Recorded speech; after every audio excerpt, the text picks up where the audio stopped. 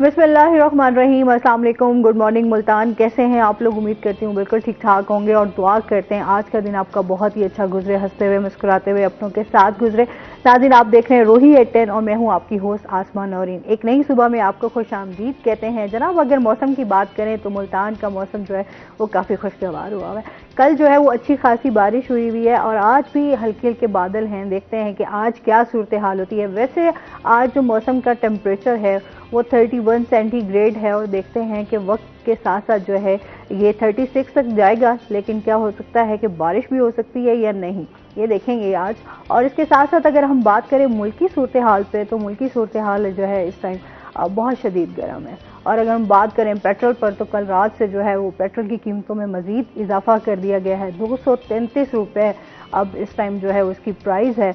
अगर हम करंट इस सिचुएशन पे बात करें तो आलमी सतह पर जो है वो पेट्रोल की कीमतों में कमी हुई है, लेकिन पाकिस्तान में जो है हम अजीब ही अलमिया है ये हमारे पाकिस्तान का कि चीज़ें जो हैं वो सस्ती होनी चाहिए लेकिन यहाँ पर जो है वो महंगी होती जा रही है और एक आम बंदे का सर्वाइव करना बहुत ज़्यादा मुश्किल हो गया। महंगाई जो है वो दिन ब दिन बढ़ती जा रही है, बेरोज़गारी जो है वो बढ़ती जा रही है, लेकिन हमारे जो मसाइल हैं उनमें इजाफा होता जा रहा है। वसाइल जो है हमारे पास बहुत ही लिमिटेड है। तो खुदारा जो हमारे इस टाइम लीडर्स हैं उनसे हमारी रिक्वेस्ट है कि एक आम बंदे को जीने का हक दिया जाए। और इसके साथ ही नाज़रीन, अपने प्रोग्राम का बाकायदा आगाज़ करते हैं। आज हमारे साथ गेस्ट मौजूद हैं, पहले उनका तारुफ करवा देती हूँ। हमारे साथ मौजूद हैं जी आज इंजीनियर मोहसिन भट्टी साहब, जो कि assistant professor computer engineering department BZU Multan से हैं और इसके साथ ही जो है international mind and memory trainer भी हैं। अस्सलाम वालेकुम, कैसे हैं आप? ठीक ठाक हैं? वेलकम कहते हैं अपने शो में आपको।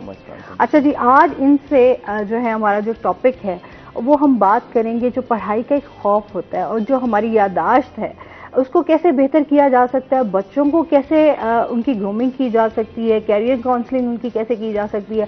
आज जरा डिटेल में इनसे बात करेंगे। क्या हालचाल है? ठीक ठाक हैं? क्या हो रहा है आजकल? बस मैम बच्चों को ही पढ़ा रहे हैं। बच्चों को ही पढ़ा रहे हैं और इसके अलावा जैसे अभी मैंने बात की पेट्रोल की कीमतों में इजाफा हो गया है, क्या कहेंगे इसके बारे में आप? मैम ये तो मुल्क की सूरत हाल है और मेरे ख्याल हमारे लीडर्स जो है वो बेहतर जानते हैं कि क्या करना चाहिए हमें। तो बस हम दुआ कर सकते हैं कि अल्लाह ताला जो है वो आपको धक्का नहीं लगा वैसे एकदम? बिल्कुल लगा एकदम, क्योंकि पहले न्यूज आ रही थी कि कम हो रहा है और एकदम जब सुबह उठ के देखा तो वो 7 रुपए बढ़ा हुआ था। हाँ। तो एक अलमिया तो है, बिल्कुल ऐसे ही है। अच्छा, इसके साथ ही जैसे हमारा आज का टॉपिक है कि पढ़ाई का खौफ और यादाश्त, इससे क्या, इसको तो कैसे बेहतर किया जाए? सबसे पहले तो ये जान लेते हैं ना कि यादाश्त है क्या। बिल्कुल। अच्छा, एक तो पहले इस तरफ आने से पहले एक तो हमें ये समझ लेना चाहिए कि जो पढ़ाई में बच्चों को सबसे बड़ा मसला है ना वो यादाश्त का है। और यादाश्त ऐसी चीज़ है लाइक एक स्किल है जिसको सीखा जा सकता है। हम मतलब आज तक हम अगर जब छोटे थे या हमारे पेरेंट्स इस चीज़ को समझ नहीं सके कि अगर बच्चे को याद नहीं हो रहा तो उसको कैसे याद करवाया जा सकता है, हमें इस चीज़ का नहीं बताया गया। तो अगर हम एजुकेशनल स्किल देखें ना तो 3 बेसिक स्किल्स हैं जो कि एजुकेशन में सिखाई जाती हैं बच्चों को। सबसे पहले उसे पढ़ना सिखाया जाता है, जैसे वो स्कूल में दाखिल होता है उसे ABCD सारी चीज़ें अलिफ बे सिखाई जाती हैं। उसके बाद लिखना सिखाया जाता है, जब वो पढ़ना सीख लेता है तब लिखना सिखाया जाता है। और जब लिखना भी सीख लेता है तीसरी चीज़ आती है मेमोराइज करना या रिमेंबर करना चीज़ों को, वो सिखाया नहीं जाता। जब याद नहीं होता था हमें बचपन में तो हम क्या कहते थे, हम टीचर के पास गए कि हमें याद नहीं हो रहा तो उन्होंने क्या कहा, बोल बोल के याद करो, लेकिन पढ़ पढ़ के याद करो। जो पढ़ने वाली स्किल है उसी को दोबारा रिपीट करो। जब हम पढ़ते रहे याद नहीं हुआ फिर उन्होंने क्या कहा कि लिख लिख के याद करना शुरू करो। फिर हमने नोट्स बनाने शुरू कर दिए, रजिस्टर पूरे भर दिए। FSC में मुझे याद है कि बहुत कुछ हम कर लेते थे। तो तब भी एग्जाम में जाके भूल जाते थे बादाम खाया करें, अम्मा को कहें कि बादाम जो है वो भिगो के रखा करें। बिल्कुल ऐसे ही बादाम। बिल्कुल, मैं तो हमेशा ये कहता हूँ कि मेरे जो इसका कंपटीटर्स हैं वो बादाम है। लेकिन मैं जिसको भी बोलता हूँ ना मेमोरी इंप्रूव करवाएं तो वो कहते हैं कि हम तो बादाम खाते हैं और हमारी मेमोरी इंप्रूव हो जाती है। बादाम खाना नो डाउट कि उससे मेमोरी इंप्रूव होती है, लेकिन ये बिल्कुल ऐसे है कि जैसे आपने अगर कुश्ती करनी है, पहलवानी करनी है तो आप खाएं पिए और लेकिन आपको स्किल्स ना पता हो रेसलिंग की तो आप कर नहीं सकते हैं। इसी तरीके से अगर हम देखें सिंपल सा फार्मूला है कि एक बच्चे को अगर मूवी या ड्रामा याद हो जाता है, उसको तो उसने रटा भी नहीं लगाया, उसको उसने लिखा भी नहीं, लेकिन उसे याद हो गया, तो इट मीन्स के कहीं ना कहीं वो ज़हीन है वो बच्चा। तो हम यही नहीं समझ पाए कि उसकी जहानत क्या है। तो बेसिकली मेमोराइज करना किसी भी चीज़ को यूँ समझे कैसे कि जो हम पिछली पास्ट मेमोरीज हैं अगर हम उनको रिकॉल कर पाते हैं तो वो प्रॉपर जो डेफिनेशन बनती है मेमोरी की वो ये होता है कि आपने उसे रिमेंबर किया देन उसको रिकॉल कर लिया।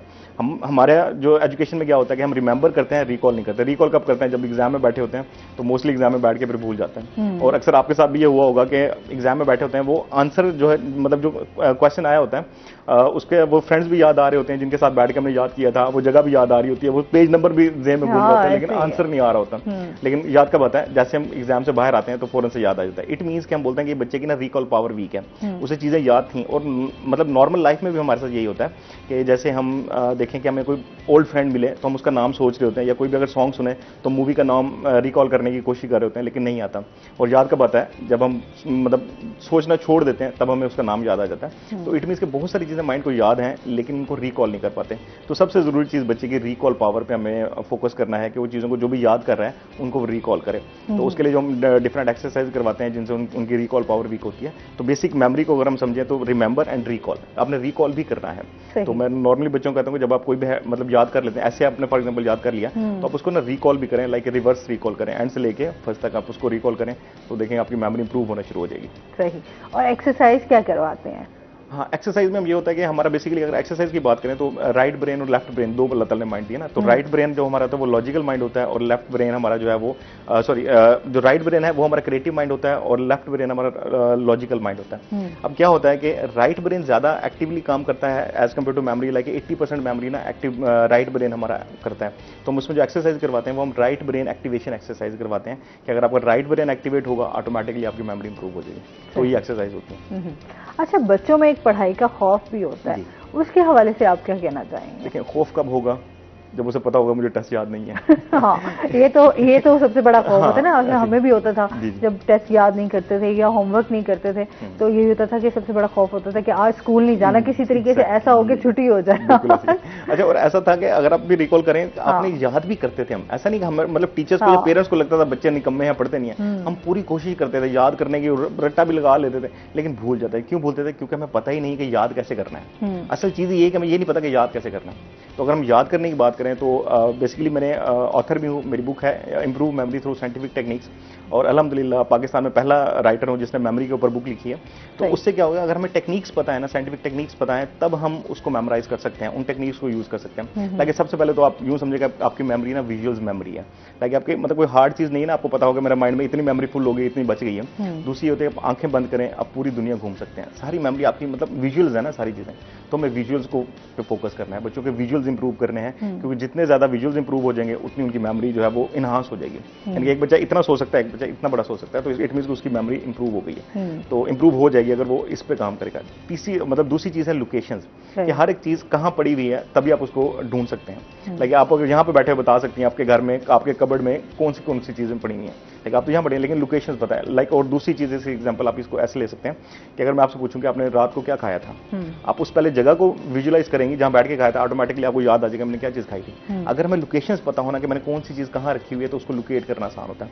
हम क्या करते हैं कि बस हम रट्टा लगाई जा रहे हैं और माइंड में चीजें फेंकी जा रहे हैं, इसीलिए माइंड को फिर ढूंढने में परेशानी होती है। हमें चीजें याद होती हैं लेकिन माइंड ना उनको टाइमली ढूंढ नहीं पाता।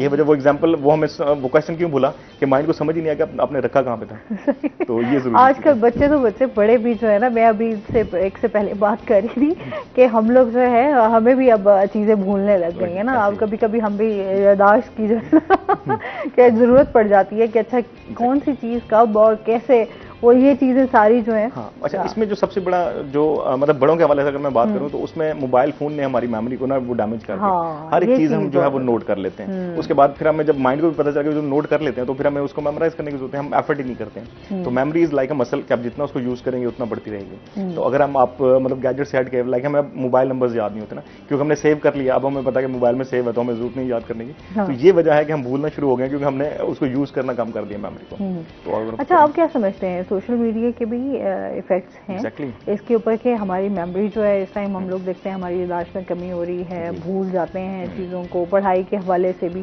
क्या कहना चाहेंगे इस बारे में? बिल्कुल, सोशल मीडिया तो मतलब ब्लू लाइट, इसको बोलते हैं ब्लू लाइट साइंटिफिक टर्म्स में ना, कि अब ब्लू लाइट जो है वो वैसे आपके माइंड को डैमेज कर रही है कि आप एक ही चीज़ कंटिन्यूस बार बार देखी जा रहे हैं और उसका मतलब यूटिलाइज नहीं कर रहे। इवन कि आप यूट्यूब वीडियोस देखते हैं ना, अब आप वीडियो देख रहे हैं, फॉर एग्जाम्पल आपने एक लर्निंग वीडियो देखी है लेकिन आपने मतलब उसके नोट्स नहीं बना रहे हैं, तो आपका माइंड क्या सोचेगा कि ये सिर्फ सुनने के लिए वीडियो देखता है। तो आप एक वीडियो देखते हैं, लाइक मोटिवेशनल वीडियोस आजकल बच्चे बहुत देखते हैं, एक वीडियो देखी, दूसरी देखी, तीसरी देखी, मतलब लर्न कुछ नहीं कर रहे हैं। तो हमारा माइंड जो है वो उसी प्रोसेस में चला जाता है। देन अगेन आप कह सकते हैं कि सोशल मीडिया जो है वो अगेन डैमेज कर रहा है मेमोरी को, और गैजेट्स जो हैं वो बहुत ज़्यादा डैमेज कर रहे हैं। सही।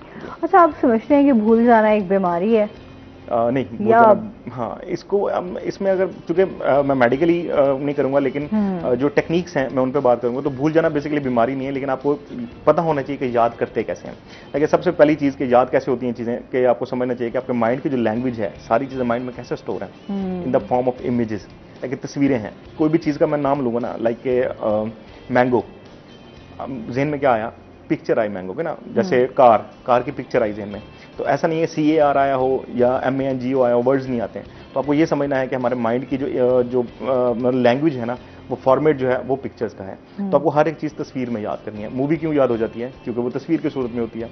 और हम जो बुक भूल जाते हैं या आंसर भूल जाते हैं, हम वर्ड्स को रट्टा लगा रहे होते हैं। तो हमारी बच्चों की ना बेसिक मेमोरी इंप्रूव नहीं है। लाइक उनको कोई भी 10 चीज़ें दे दें तो उनको वही याद नहीं हो रही होती हैं, इसलिए कि वो वर्ड्स पे फोकस करते हैं, इमेजेस पे फोकस नहीं करते हैं। दूसरी चीज़ इंपॉर्टेंट मेमोरी या भूलने की बीमारी को कम करने के लिए ये है कि जितनी सेंसेस आप यूज़ करते हैं, अल्लाह ताला ने 5 सेंसेस दी हैं, तो जितनी ज़्यादा आप सेंसेस यूज़ करेंगे उतनी देर तक आपको चीज़ें याद रहेंगी। लाइक आप देख भी रहे हैं, सुन भी रहे हैं, महसूस भी कर रहे हैं, तो आपको वो ज़्यादा देर तक चीज़ें याद रहेंगी। तो ये है कि आप सेंसेस को यूज़ करें। तीसरा जो इंपॉर्टेंट मेमोरी का फैक्टर है, that is a link creation, कि जितने ज़्यादा लिंक स्ट्रॉन्ग होंगे उतनी ज़्यादा मेमोरी इंप्रूव होगी। लाइक आपने कोई भी चीज़ याद करनी है तो आप उसको, क्योंकि हमारे माइंड में ना ऑलरेडी बहुत सारी इन्फॉर्मेशन पड़ी हुई है, तो आप उस इन्फॉर्मेशन के साथ लिंक करेंगी तो क्या होगा, वो चीज़ आपको देर तक याद रहेगी। लिंक नहीं करेंगी तो आप भूल जाएंगे। लाइक आप किसी का नेम अगर आपने याद करना है तो आप किसी लिंक के साथ याद करेंगे, ऑलरेडी जो इन्फॉर्मेशन पड़ी हुई है, तो वो आपको ज़्यादा देर तक याद रहेगा। सही। जैसे बच्चे बहुत ज़्यादा वीक होते हैं, जिनका पढ़ाई में भी दिलचस्पी नहीं होती और बहुत ज़्यादा उनका जो है ना वो इंटरेस्ट नहीं होता किसी भी चीज़ में, लेजी भी होते हैं, उन बच्चों को कैसे ट्रेन किया जाए, या उन बच्चों की मेमोरी को कैसे हम लोग जो है वो बेहतर कर सकते हैं? बिल्कुल सही। पहली चीज़ है कि इंटरेस्ट होना और मेमोरी दोनों डिफरेंट चीज़ें हैं। इंटरेस्ट की अगर हम बात करें तो इंटरेस्ट या लैक ऑफ इंटरेस्ट जो है ना, एजुकेशन में बच्चे क्यों नहीं पढ़ते हैं, दो चीज़ें हैं इसमें ना, जो मेरी रिसर्च है और उसको मतलब चेंज भी किया जा सकता है। यानी कि एक बच्चा अगर वो स्कूल गया है और टीचर ने उसे डांट दिया या डर पैदा हो गया उसके दिल में पढ़ाई के हवाले से, तो वो क्या है, उसको अगर मतलब ये चीज़ लगना शुरू हो गई ना कि पढ़ना मुश्किल है, तो उसके लिए मुश्किल हो जाएगा। जैसे कि हम अक्सर माइंड में कहते हैं कि जैसा आप सोचते हैं वैसा हो जाता है लाइफ में, तो एक्जैक्टली ऐसे होता है। अगर वो पढ़ने को मुश्किल बनाता रहेगा ना या मुश्किल समझता रहेगा तो वो उसके लिए मुश्किल हो जाएगा। तो बेसिकली बच्चा लेजी नहीं होता है, हमने उसको लेजी बना देते हैं। तो मैं हमेशा कहता हूँ पेरेंट्स या टीचर्स को इस चीज़ में बड़ा फोकस करने की जरूरत है कि अगर एक बच्चा नहीं पढ़ रहा तो चेक करें उसके दिल में ना कहीं पढ़ाई का डर बैठा हुआ। वो डर जिस दिन निकल गया तो वो ऑटोमेटिकली बच्चा जो है वो पढ़ना शुरू कर दे, क्योंकि उसके लिए पढ़ाई आसान हो जाएगी। और इसकी सिंपल टेक्निक से मैं बच्चों को बता दूंगा, आपने तस्वीर करनी है कि पढ़ना आसान है, पढ़ना 100 दफा बोले पढ़ना आसान है, दिल नहीं करेगा पढ़ने का। आप बोलना शुरू करें, क्योंकि अंदर से आवाज आएगी ना कि नहीं ये तो मुश्किल काम है, तो माइंड नहीं मानेगा। लेकिन आप बोलना शुरू करें तो ऑटोमेटिकली एक टाइम आएगा कि उसको आपको माइंड बोलेगा कि वाकई पढ़ना आसान है। और ये मुश्किल हुआ भी इसी तरीके से, लाइक मैं जब मैं सेमिनार करता हूँ तो मैं एग्जाम्पल देता हूँ बच्चों को कि फॉर एग्जाम्पल एक टीचर ने कहा कि एक कोई भी ना आपने स्पेलिंग याद करने हैं। अब बच्चा अपनी तरफ से कोशिश कर रहा है याद करने की, वो बिल्कुल याद हो गए, वो जैसे टीचर के पास जाएगा हो सकता है भूल जाए, तो टीचर क्या उसे डांटेंगे, उसे कहेंगे कि जाओ बैठो 10 दफा लिखो तुम। अब वो जब आके लिख रहा होगा ना तो वो लिखते हुए यही सोच रहा होगा कि टीचर बहुत बुरी है, स्कूल होना ही नहीं चाहिए था, कितना अच्छा होता, हम जंगलों में होते हैं, उलाला कर रहे होते हैं। इस तरह की तो बहुत सारी थॉट्स आती हैं। एग्जैक्टली। अब वो अनकॉन्शियसली वो सोच रहा होता है। तो इसको चेंज करने का सिर्फ तरीका कि आप कॉन्शियसली बोलना शुरू कर देंगे, पढ़ना आसान है, पढ़ना आसान है, पढ़ना आसान है। बड़े मैजिकल रिजल्ट्स हैं। और ये नॉर्मली किसी भी चीज़ के हवाले से, अगर आपको लाइफ में कोई भी काम करने से या स्किल से डर लग रहा है तो आप अपने आप से बोलना शुरू करेंगे ये काम आसान है, वो काम आसान हो जाएगा। सही। अच्छा, जिस तरह आप समझते हैं हमारा जो एजुकेशन सिस्टम है, क्या आप समझते हैं कि ये ठीक है? बच्चों के हवाले से हम देखते हैं तो बच्चों के ऊपर एक बर्डन है, जो स्पेशली अभी हम देखते हैं छोटी क्लासेस होती हैं, जो प्राइमरी है आप या मैट्रिक तक, हम लोगों के इतनी बुक्स होती हैं, इतने चीज़ें होती हैं कि बच्चे जो हैं वो पढ़ाई से ही थकना शुरू हो जाते हैं। बिल्कुल ऐसे ही है। अब एजुकेशन सिस्टम जो है वो बहुत बड़ी जेनेरिक टर्म है, और मेरे ख्याल में कि जो लोग भी मतलब एफर्ट कर रहे हैं वो सोच समझ के करेंगे। हम ये नहीं कहते कोई स्कूल सही नहीं है या जो बुक्स का बर्डन है वो ज़्यादा है। तो मेरे ख्याल में ये इंडिविजुअली हर बंदा अपने तौर पर ना एफर्ट कर रहा है। क्योंकि टीचर भी अगर क्लास में खड़ा है तो वो इस नीयत से नहीं खड़ा होता कि मैंने बच्चों को नहीं पढ़ाना, वो अपनी पूरी एफर्ट लगा रहा होता है। बट आपकी बात सही है कि बुक्स अगर ज़्यादा हैं तो भी बच्चे के ऊपर एक बर्डन पड़ेगा। उससे अल्टीमेटली क्या होगा कि बच्चा ना थकना शुरू हो जाएगा। इतनी सारी बुक्स हैं तो वो उससे क्या लगेगा, फिर उसे लगना शुरू हो जाएगा पढ़ना मुश्किल है। और अगेन वो थॉट जब सोचेगा और सेल्फ थॉट से होंगे तो वो उसको मुश्किल बना देंगे। क्योंकि आप देखिए ना, स्कूल में भी जाना, आप स्कूल से वापस आएंगे, फिर आपके लिए फिर एक और इम्तिहान होगा कि अच्छा अब हमने ट्यूशन जाना है, अब हमने वहाँ पे 2-3 घंटे वहाँ पे पढ़ना है और फिर आप जब घर आएंगे तो आप मेंटली तौर पे बिल्कुल आप स्ट्रेस में, क्योंकि आजकल हम बच्चों में देखते हैं ना कि एक तो बच्चों में डर और खौफ है, सेकेंडली आजकल बच्चों में ना जहनी मसाइल भी होते जा रहे हैं। वो यही होते जा रहे हैं कि वो अभी से ना कुछ इस तरह की एक्टिविटीज में होते हैं कि चुप कम्युनिकेशन गैप आ गया है, कि शेयरिंग बिल्कुल कम हो गई है। सेकेंडली अगर वो क्लास में है तो वो मेंटली अपसेट है, बिल्कुल उनमें ये होगा कि अगर वो वहाँ पे प्रेजेंट ही नहीं है, ये भी देखा जाता है। तो फिर अच्छा टीचर्स का भी थोड़ा सा हम समझते हैं कि कहीं ना कहीं उनको रोल प्ले करना चाहिए जो कि नहीं हो रहा। बिल्कुल आप क्या कहेंगे इस बारे में? हाँ, इसमें ये होता है कि बिल्कुल आपके पास ही अच्छा, इसमें ना ज्यादा सोशल मीडिया या जो आइसोलेशन हो गई है ना बच्चों की कि एक ही जगह पे बैठे रहना, तो ये सोशल मीडिया की वजह से, फॉर एग्जांपल वो अपने घर में हैं, कहीं आउटडोर एक्टिविटीज नहीं है जिसकी वजह से वो आइसोलेट हो गए और वही चीज फिर उनको क्लासरूम में इफेक्ट करती है कि वहां भी वो खामोश हो गए। और जो दूसरा खो जाने वाला होता है कि अगेन ये माइंड का पैटर्न होता है कि फॉर एग्जाम्पल एक दफा बच्चा जो है वो क्लास में गया और वो एब्सेंट माइंडेड बैठा हुआ है, तो वो नेक्स्ट टाइम भी वैसा ही होगा। तो उसमें टीचर्स के लिए जरूरी है कि वो उन बच्चों को जो एब्सेंट माइंडेड क्लास में होते हैं उनको वो आगे बिठाए या उनके साथ क्वेश्चन आंसर करे ताकि वो अपनी स्टेट में वापस आ जाए। अच्छा, मैंने कई दफा देखा है जैसे बच्चे इस तरह वीक होते हैं ना, टीचर्स क्या करते हैं, उन्हें पीछे ही बिठा देते हैं। बिल्कुल, अच्छा चलो ठीक है, आप लोग जहाँ बैठे हो ना वहीं बैठे रहो। टीचर्स भी परवाह नहीं करते कि ठीक है कुछ थोड़ा बच्चों के साथ कम्युनिकेट करें, थोड़ा उनको समझाएं या उनके साथ थोड़ा हेल्दी एक्टिविटीज की तरफ उनको लाएं ताकि वो थोड़ा एक्टिव हो। लेकिन बदकिस्मती है हमारी ये कि हमारे टीचर्स जो हैं वो इस तरह का रोल प्ले नहीं कर रहे, जो कि करना चाहिए। बिल्कुल ऐसे। अच्छा, हमारे होता था टीचर्स में ऐसे शफलिंग होती थी, कभी आपकी जो है वो टीचर्स जो हैं वो जो बहुत ज्यादा ज़हीन बच्चे होते थे उनको पीछे बिठा देना और कभी जो वीक है उनको आगे बिठा देना ताकि बराबर रहे, इक्वल रहे। लेकिन आजकल ये सीन नहीं है। लेकिन मैम यंग जो टीचर्स हैं उनमें है कि वो चाहते हैं कि उनमें उन्होंने जो मसाइल देखे हैं एजुकेशन में वो आने वाले बच्चों को ना हो। और दूसरी बिल्कुल आपकी बात, ये शफलिंग जरूर होनी चाहिए। उससे वैसे भी क्या होता है कि फॉर एग्जाम्पल एक बच्चा एक ही जगह पे डेली जाकर बैठ रहा है तो वो यूज टू हो जाएगा। बिल्कुल। हाँ, तो उसको चेंज करने के लिए जरूरी है कि आप उसकी सीट जो है वो चेंज करते रहें। ये चीजें हम देखते हैं ना, हमने पढ़ाई में क्या क्या चीजें या उस टाइम में हमने क्या क्या देखा, लेकिन अभी हम जब अपने बच्चों को, मैं अपनी छोटी बहन को भी देखती हूँ तो यही चीजें रहती हैं कि बच्चों को उस तरीके से तवज्जो नहीं दी जाती जो कि होनी चाहिए प्रॉपर। अच्छा, इसके साथ साथ हम कैरियर काउंसलिंग की तरफ भी आएंगे, जो एक मेन मैं समझती हूँ कि हमारे यहाँ चीज़ देखी जाती है कि बच्चा इतना कंफ्यूज रहता है कि उसे पता ही नहीं होता कि मैंने कौन सा रास्ता अपनाना है, कौन सा ट्रैक है, कौन से मुझे अपने सब्जेक्ट हैं, मैंने किस में से जाना चाहिए। तो इस हवाले से आप क्या कहना चाहेंगे? अच्छा, कैरियर काउंसलिंग मैम, पहले तो इस वर्ड का कैरियर काउंसलिंग, कैरियर का मतलब ये टर्म इसलिए यूज हुई थी कि जो लोग ऑलरेडी डिग्री कर चुके होते हैं, जॉब कर रहे होते हैं और वो मल्टीपल कंपनीज की ऑप्शंस होती हैं, उसमें उन्होंने कैरियर चूज करना है कि किस कैरियर में जाना है। हम इसको ना बच्चों के ऊपर लिया है। अब बच्चा एक जो मैट्रिक में है उसको नहीं पता कैरियर काउंसलिंग क्या है या कौन सा सब्जेक्ट आगे जाके होना चाहिए। तो यहाँ पे ना पेरेंट्स का बहुत बड़ा रोल है। पहली चीज जो पेरेंट्स के माइंड में है ना, मैं चूंकि माइंड चेंज करता हूँ चीजें ऑटोमेटिकली चेंज हो जाती हैं।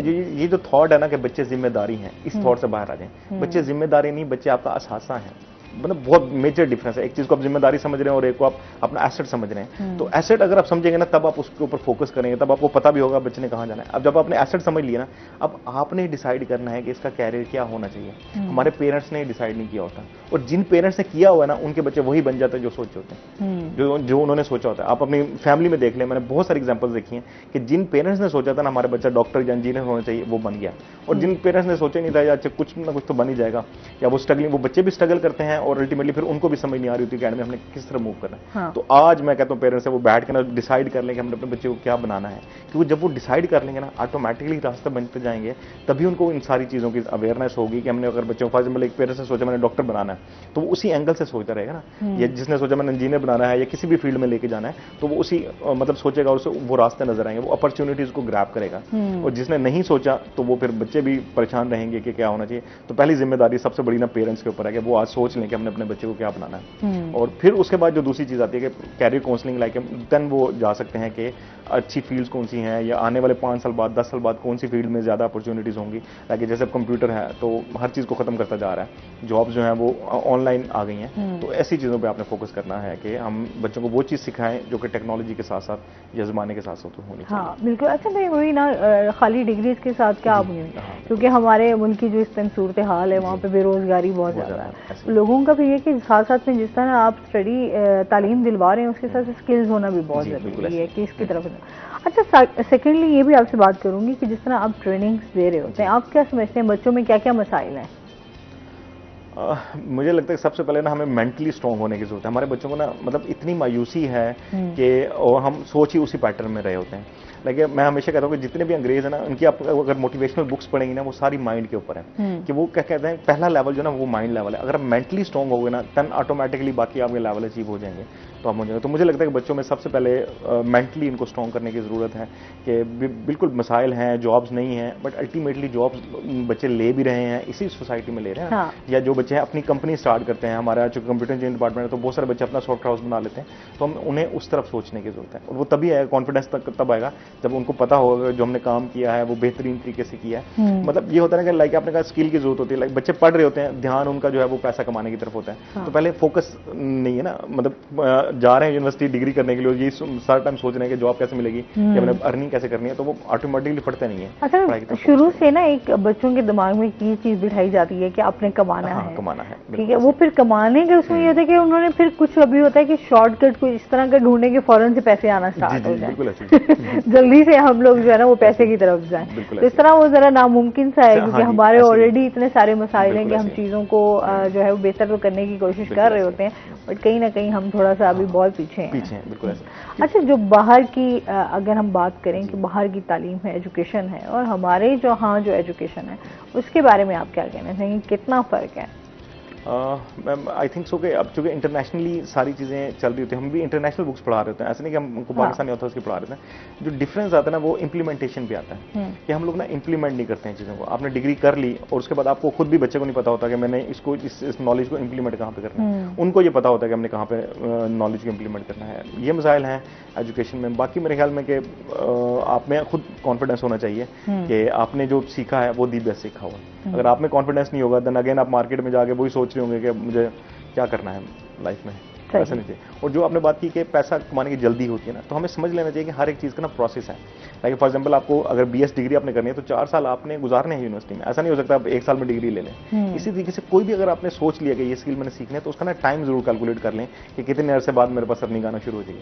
हम जो डीमोटिवेट हो जाते हैं ना, वो इसी वजह से होते हैं कि हम समझते हैं कि बस रातों रात आज मैंने काम शुरू किया है और अगले दिन पैसा आना शुरू हो जाए। आज जैसे ऑनलाइन का है ना, उसमें तो बच्चों का यही है कि फौरन से ना उनको ये लग रहा होता है कि शायद बहुत जल्दी ना कोई 1-2 महीने के बाद जो है ना हम लोग कंप्लीट सीख जाएंगे और उसके बाद हमारे पास पैसे डॉलर जाना स्टार्ट हो जाएंगे। डॉलर्स के पीछे इस टाइम जो है ना पूरी दुनिया है। लेकिन डॉलर्स की वजह से भी है कि अच्छा फिर वो एक प्रॉपर एक प्रोसीजर है जिसके आप गुजर कर देन फिर आपको 1 साल 1.5 साल बाद आपको माना जो है आपको अर्निंग स्टार्ट होती है। अच्छा, इसके साथ साथ पढ़ाई के हवाले से बात करूंगी कि उसमें दिलचस्पी के हवाले से किस तरह आप समझते हैं कि किस तरह ट्रेनिंग देते हैं कि बच्चे पढ़ाई की तरफ आए? हाँ, उसमें मैम हम उनको मेडिटेशन करवाते हैं, अपनी जो हम ट्रेनिंग कराते हैं। और रिसेंटली हम पंजाब इंफॉर्मेशन टेक्नोलॉजी बोर्ड के साथ इनक्यूबेट हुए हैं, रीजन प्लान 9 के साथ, लर्न स्मार्टली के नाम से। हम चाहते हैं कि जो एक हार्ड वर्क है इसको हम स्मार्ट वर्क में लेके जाएं। लाइक बच्चे जो 2 घंटे या 3 घंटे बैठे पढ़ रहे हैं या ट्यूशन का बर्डन है, अब स्कूल में वो चीज पढ़ी है तो क्या जरूरत है उन्हें कि वो ट्यूशन में भी वही चीज पढ़े। इट मींस कि एक ही टाइम में उन्हें चाहिए। तो हम इस चीज पे फोकस कर रहे हैं। और पढ़ाई के लिए क्योंकि मैंने जैसे बताया इंटरेस्ट के लिए एक तो मेडिटेशन कराते हैं, दूसरा डर खत्म करते हैं कि जैसे डर खत्म होगा ना उसके दिल में, उसके लिए जो मैं समझता हूँ पेरेंट्स को ना अप्रिशिएट और टीचर को अप्रिशिएट करना चाहिए। जितना आप बच्चों को अप्रिशिएट करेंगे इसके बहुत मैजिकल रिजल्ट्स हैं हमारे पास कि अगर आप बच्चों को अप्रिशिएट कर रहे हैं तो वो ऑटोमेटिकली उसके अंदर इंटरेस्ट डेवलप होना शुरू हो जाएगा। सही, काफी ट्रेनिंग इसमें भी जरूरत है कि बच्चों को ट्रेन किया जाए और पेरेंट्स जो हैं वो इसमें काफी रोल प्ले करते हैं। पेरेंट्स और टीचर्स ये दोनों ऐसे हैं, मैं कहती हूँ, क्योंकि वो आपके टीचर्स जो होते हैं वो रूहानी माँ बाप होते हैं, तो वो भी आप बेहतर रोल प्ले कर सकते हैं। इसमें मजीद भी हम बात करेंगे। नाज़रीन, अभी हमने जाना है ब्रेक पे, हमारे साथ रहिएगा।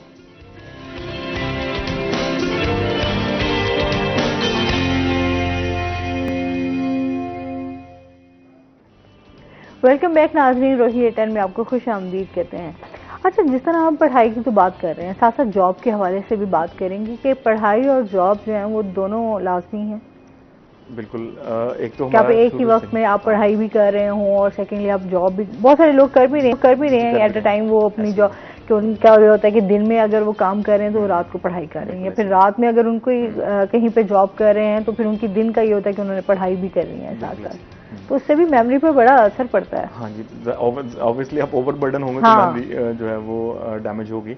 लेकिन मतलब ये उस केस में आप कह सकते हैं कि जब आपके ऊपर बहुत ज़्यादा अपना मतलब पैशन होता है किसी चीज़ का, तभी आप डुअल जॉब कर रहे होते हैं। अगर आप में पैशन नहीं है तो आप नहीं करेंगे। लाइक बहुत से लोगों को मतलब जॉब लगी है तो वो कहते हैं ठीक है, एक लग गई है जॉब तो यही है, और सारी ज़िंदगी उसी पे रिलाई करते हैं। और जो लोग मतलब डबल या साथ एजुकेशन इंप्रूव करते हैं तो उनके लिए मतलब वो पैशन या उनको एक गोल क्लियर होता है तभी वो कर पाते हैं। दूसरा जॉब्स क्या अल्टीमेटली हमें सिखाया ये जाता है कि हमने डिग्री इसीलिए लेनी कि हमने जॉब करनी है, स्टार्ट से हमारे माइंड में ये होता है। लेकिन अब जॉब कैसे मिलेगी ये बड़ा एक क्वेश्चन है। डिग्री फॉर एग्जांपल 50 बच्चे जो है वो पास आउट हो रहे हैं एक यूनिवर्सिटी से, तो किसको जॉब मिलेगी या किसको नहीं मिलेगी, ये बड़ा एक फैक्टर है। तो मैं हमेशा कहता हूँ कि उस बच्चे को मिलेगी जॉब जिसको कॉन्फिडेंस होगा ना खुद पे कि जो मैंने पढ़ा है, जो मैंने 4 साल मैंने मेहनत की है, उसका रिवॉर्ड मिलेगा। मोस्टली क्या होता है कि हम उन 4 सालों को ना ज़ाया कर देते हैं, जिसकी वजह से फिर हम खुद भी तजब्जुब का शिकार होते हैं कि पता नहीं मिलेगी कि नहीं मिलेगी। तो ये इसलिए लाजमी मलजूम है।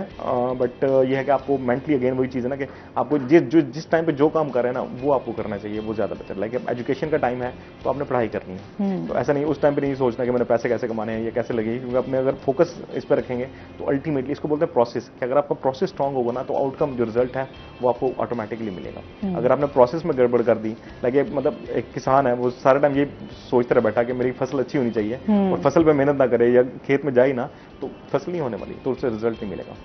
बिल्कुल, मेहनत जो है वो बड़ी लाजमी है। ठीक है, इनसे मजीद भी जानेंगे। नाज़रीन पहले चलते हैं अपने सेगमेंट की तरफ। अच्छा नाज़रीन, आज हम बात करने जा रहे हैं खजूर पे। तो खजूर के बारे में थोड़ा सा आपको बता दूं कि खजूर के बारे में इरशाद नबवी है कि ये फल जन्नत से है और इसमें जहर से शिफा है, यानी खजूर खाने के बहुत सारे फ़वाइद हैं। और हुज़ूर पाक सल्लल्लाहु अलैहि वसल्लम भी खुद भी जो है वो बहुत शौक से खजूर खाते थे। अच्छा जी, खजूर में जो है वो कैरोटीन पाया जाता है जो जिस्म में पहुंचकर जो है विटामिन ए में बदल जाता है। विटामिन बी जो है इसमें काफ़ी मिकदार में पाया जाता है। इसके अलावा इसमें कैल्शियम, फास्फोरस, आयरन और मादी नमकियात जो हैं वो वाफिर मिकदार में पाए जाते हैं और इसके साथ साथ ये खून की कमी को भी दूर करती है। सेकेंडली इसमें विटामिन, मिनरल्स और फाइबर जो है वो वाफिर मिकदार में पाया जाता है जो कि आपके स्टमक के लिए बहुत ज़्यादा बेहतर है। आपको खाना जो है डाइजेस्ट ईजीली हो जाता है। आप ये देखें कि जिनको बहुत ज़्यादा वेट का मसला होता है उनके लिए जो है वो खजूर बहुत ज़्यादा फ़ायदेमंद है। अगर आपने हर मुँह सुबह 2 खजूरें भी खा लेते हैं तो ये आपके लिए इनफ है। और नाश्ता आप थोड़ा सा लेट कर लेते हैं तो इसलिए कि एक तो जिस्म में आपको खून की कमी को दूर करता है, सेकेंडली आपके शुगर के लेवल को बरकरार रखती है और इसके साथ साथ आपकी स्किन के लिए बहुत ज़्यादा अच्छी है। जिनको स्किन के बहुत ज़्यादा मसाइल होते हैं उसके लिए खजूर जो है वो बहुत ज़्यादा फ़ायदेमंद है। आप खजूर को जो है डिफरेंट तरीक़ों से जो है वो खा सकते हैं। अगर आप उसका मिल्क शेक बना सकते हैं। जिनका जो है मसला होता है कि जो दुबले पतले होते हैं उनके लिए खजूर का मिल्क शेक जो है वो निहायत फ़ायदेमंद है। उसके साथ साथ खजूर का शरबत भी बनाया जाता है जो आपके लिए बहुत ज़्यादा अच्छा है। जिनको मसाइल हो रहे हैं बहुत ज़्यादा जिगर के हवाले से और स्टमक के हवाले से, वो इसका खजूर का शरबत भी बनाकर पी सकते हैं और इसको खा भी सकते हैं। दोनों तरीक़ों से इस्तेमाल होती है और इसके साथ साथ जो है आप इसके फ्रूट चाट में भी इस्तेमाल होती है क्योंकि खजूर खाने के जो है ना मुझे ज़ाती तौर पर खुद भी जो है वो खजूर बहुत ज़्यादा पसंद है और मैं बहुत शौक से खाती हूँ। तो आप लोग भी जो है अपनी सेहत का बहुत ज़्यादा ख्याल रखा करें। वो हमेशा कहते हैं ना कि आप अच्छी ग़िज़ा खाएंगे तो आप सेहतमंद रहेंगे। बहुत ज़्यादा एक्सेस हर चीज़ की जो है वो आपके लिए अच्छी नहीं होती है। तो हर चीज़ में जो है वो मुतवाज़िन होनी चाहिए, तो उसमें तवाज़ुन बरकरार रखना चाहिए और अपनी हेल्थ का जो है बहुत ज़्यादा ख्याल रखना। गर्मियों में होता है ना कि नहीं, गर्मियों में ज़्यादा खजूरें नहीं खानी चाहिए ज़्यादा, लेकिन ये है कि आप उसका एक टाइम टेबल जो है वो अगर बढ़ा दिया जाए, जिस तरह आप उसमें मेंटेन करें। अगर आप सुबह खा रहे हैं तो फिर आप जाके शाम को भी खा सकते हैं, दिन में ना खाएं। तो इसी तरीके से आप जो है अपने डाइट प्लान को बेहतर करें। और जिस तरह अभी गर्मियां हैं तो इसमें गर्मियों में जो है ये आपकी पानी की कमी को भी दूर करती है, आपकी मेमोरी को भी जो है वो बेहतर बनाती है, याददाश्त को बहुत ज़्यादा। जैसे अभी हम बात कर रहे थे कि बच्चों में याददाश्त की बड़ी कमज़ोरी है, हम लोग खुद भी जो है अभी चीज़ें भूलने लग जाते हैं। तो उसके हवाले से खजूर जो है वो आपके दिमाग को बहुत ज़्यादा ताकतवर बनाती है, तक़वियत देती है और दिल के स्पेशली जो दिल के अमराज हैं उनके लिए भी बहुत ज़्यादा फ़ायदेमंद है खजूर। आपको वैसे खजूर पसंद है? कितने शौक से खाते हैं? अब सोच रहे हैं ये भी सोचने में मजबूर हो गए। तो जिनको खजूर पसंद है वो ज़्यादा शौक से खाएं ताकि वो इस तरह सोचे नहीं कि हाँ हम खजूर खाते हैं। ठीक है, ठीक। कितने को डिफाइन करना मुश्किल हो जाता है ना कि कितनी ज़्यादा पसंद है, कितनी ज़्यादा पसंद है। ठीक है, अच्छा जी, ये होगी आज की हेल्थ टिप। अच्छा, इस पे अगर हम बात करें, जिस तरह हम बच्चों की जॉब के हवाले से बात कर रहे हैं, सेकेंडली हम बात करेंगे कॉन्सेप्ट के हवाले से भी। जिस तरह आजकल काफ़ी प्राइवेट स्कूल में जो है वो कॉन्सेप्ट के साथ पढ़ाया जा रहा है, काफ़ी में नहीं है, उसके बारे में आप क्या कहना चाहेंगे? ये बेहतर है? जी मैम, कॉन्सेप्ट अगर क्लियर नहीं होगा तो बच्चा उसको मेमोराइज नहीं कर पाएगा। यानी कि जो रट्टा सिस्टम है वो, मैं हमेशा कहता हूँ कि जैसे मतलब हमारे हाफिज़ कुरान है, तो जो मेरी मेमोरी टेक्निक्स है ना उन पे अप्लाई नहीं होती हैं, क्योंकि कुरान पाक को हिफ्ज करने के लिए आपने सिर्फ अरबिक को मेमोराइज करना है, वो उसके पीछे उसका मतलब क्या है उसको उसका कंसेप्ट क्लियर नहीं है आयत का, लेकिन उसको मेमोराइज करना, तो वहाँ पर ये टेक्निक इस्तेमाल होती है। वहाँ पर आपने यही जो रोट मेथड है या इसको रीड एंड रिपीट मेथड बोलते हैं, तो इसी के जरिए याद करना है। तो कंसेप्ट क्लियर होगा बच्चे का, तब उसको चीज़ मेमोराइज ज़्यादा आसानी से होगी। तो ये बहुत अच्छा है। एक तो ये है कि उसको एप्लीकेशन का पता चलेगा, लाइक कंसेप्ट क्लियर होगा तभी उसे पता होगा ना, लाइक न्यूटन का कानून उसने पढ़ लिया है लेकिन उसको कंसेप्ट क्लियर नहीं है, तो उसका मतलब उसकी इंप्लीमेंटेशन उसे समझ नहीं आएगी। तो ये अच्छी चीज़ है, कंसेप्ट क्लियर होना चाहिए। लेकिन अगेन मेमोरी जो है ना वो उसको हमेशा अलहदा चीज़ रखें कि मेमोरी का अलहदा स्किल है कि उसको कैसे उसने बच्चे ने अब याद कैसे करना है, समझ आ गई उसे, अब याद करने का अलहदा स्किल है। तो उसके ऊपर बच्चे के ऊपर सख्ती ना करें या उसे डांटे नहीं कि आपने याद नहीं हो रहा आपसे, क्योंकि आप उससे पहले सिखाएं कि चीज़ याद करते कैसे हैं। सही। अच्छा, एक कॉलर भी हमारे साथ है। अस्सलाम वालेकुम। वालेकुम अस्सलाम जी। जी, जाहिद है हमारे साथ, क्या कहना चाहेंगे? जी, बड़ी साहब से सर सवाल करना था। ये 5वीं क्लास में मेरी बेटी पढ़ती है, उसका ना सवाल पढ़ाई की तरफ नहीं है। अच्छा, कुछ पूछना चाहेंगे? पहचान सी टेंशन सी रहती है, मैडम पूछना था बड़ी साहब से। जी जी जरूर। आपका जो मतलब अगेन मैंने यही बताया कि पढ़ाई का इंटरेस्ट ना होना यही वजह है कि उसके दिल में ना कहीं डर बैठा हुआ पढ़ने के वाले से। तो उसका सोल्यूशन, सिंपल सोल्यूशन ये है कि उसे एक छोटा सा सवाल दें और जिसे उससे कहें कि याद करें। उसे यादाश्त का मतलब कि चीज़ें याद नहीं हो रही हैं, या जैसे मैथ्स होती है ना, बच्चे मैथ्स नहीं करते हैं, तो मैं हमेशा कहता हूँ उन्हें ना सिंपल सा एक मतलब क्वेश्चन दें, उसका जब वो आंसर निकाल रहे ना अप्रिशिएट करें फौरन कि आपने बहुत अच्छा काम किया, इतनी जल्दी आपने मतलब क्वेश्चन सॉल्व कर लिया, याद कर लिया। इसी तरीके से उसका डिफिकल्टी लेवल इंक्रीज करें शुरू हो जाएगा। बिल्कुल ये ना समझेंगे बच्चे का पढ़ाई में दिल नहीं लग रहा है, उसे खेलने में दिल लग सकता है तो पढ़ाई में बोलने लग सकता है। अब खेलना इसलिए उसका दिल लग रहा है, पढ़ना मुश्किल कहीं ना कहीं बैठा हुआ है, तो इस वजह से उसे पढ़ना मुश्किल लग रहा है। तो ये छोटी छोटी टिप्स हैं, उसको जो मतलब इस्तेमाल करें। स्कूल में जाएं, देखें उसका माहौल क्या है, टीचर्स का डर तो नहीं बैठा हुआ, क्लासरूम का डर तो नहीं बैठा हुआ। मुस्लिम बच्चों को देखते हैं पेरेंट्स खींच के बच्चों को लेके जा रहे होते हैं, तो इट मींस कि वो डर बैठा हुआ है। तो उन्हें कहें कि जब वो बच्चा जाए ना तो उस टीचर से स्पेशल कहें कि इस बच्चे पर फोकस करें, उसको अप्रिशिएट करें, उसके एनवायरनमेंट के साथ उसे ना मतलब फ्रेंडली एनवायरनमेंट दें। उससे क्या होगा कि वो उसके अंदर वो डर खत्म होना शुरू होगा, वो नेक्स्ट डे ऑटोमेटिकली स्कूल भी जाएगा। और पढ़ने का भी अगेन यही है कि आप उसके दिल से ना वो डर खत्म करें, तब वो देखेंगे आपके बच्चे इंशाल्लाह पढ़ना शुरू हो जाएंगे। अच्छा, कॉन्फिडेंस की भी कमी है ना हमारे बच्चों में बहुत ज़्यादा। अच्छा, इंटेलिजेंट होंगे माशाल्लाह, बहुत अच्छा पढ़ेंगे भी, सही सब कुछ है, लेकिन अगर हम कॉन्फिडेंस की बात करें तो उनका ये होता है कि किसी के सामने वो जाके बात नहीं कर सकते, उनमें इतना कॉन्फिडेंस नहीं होता। उसके हवाले से क्या कहना चाहेंगे? कॉन्फिडेंस भी अगेन एक स्किल है, तो हम जो चीज़ स्किल है ना उसको सीखना पड़ता है। लेकिन ऐसा नहीं है कि अगर जिन बच्चों में है कॉन्फिडेंस उन्होंने भी कहीं ना सीखा है, पेरेंट्स से सीखा है, या मतलब ना चाहते वो सीख ली। कुछ चीज़ें आती है ना हमें पता नहीं होता लेकिन हम सीख जाते हैं। इसी तरीके से जो बच्चे नहीं सीख पाते उनको उनके लिए वो सीखा जा सकता है। तो कॉन्फिडेंस अगेन, अगर पहली दफा डर लग रहा है तो अप्रिशिएट जरूर है। और किसी भी स्किल को जो सीखने के पीछे मेन लॉजिक होती है ना वो हमेशा अप्रिसिएशन होती है। कि फॉर एग्जांपल आपने ड्राइविंग सीखनी है, आपको डर लग रहा है गाड़ी में बैठा, आपको कोई अप्रिशिएट करना शुरू करेगा ना, आपके अंदर ऑटोमेटिकली कॉन्फिडेंस आना शुरू हो जाएगा। ये मैं कर सकता हूँ, बिल्कुल ऐसे। तो वो कॉन्फिडेंस बच्चों को देना शुरू करें, उनको उसको खुश रखें, छोटा सा भी काम करता है हैप्पीनेस उसको शेयर करें। सेलिब्रेशन बहुत ज्यादा इंपॉर्टेंट है। लेकिन हम क्या करते हैं, हमारे बच्चे डिग्री कर लेते हैं, हम सेलिब्रेशन को ना पोस्टपोन करते रहते हैं कि पहले मैट्रिक हो जाए ना, फिर एफएससी हो जाए, फिर हम सेलिब्रेट करेंगे, एफएससी हो जाती है, फिर एडमिशन हो जाए, फिर हम सेलिब्रेट करेंगे। फौरन सेलिब्रेट करें। सेलिब्रेशन जो कॉन्फिडेंस पैदा करती है ना वो कोई और चीज नहीं कर सकती है। अच्छा, वही बात है ना, अप्रिशिएट करना बहुत ज्यादा जरूरी है। अगर आप अप्रिशिएट नहीं करेंगे तो बच्चे आपके जो है वो फिर इसी तरह होता है कि उनका नेगेटिव जो है वो ज्यादा उसमें चले जाते हैं ना, उनके वो पॉजिटिव वाली साइड पर आए।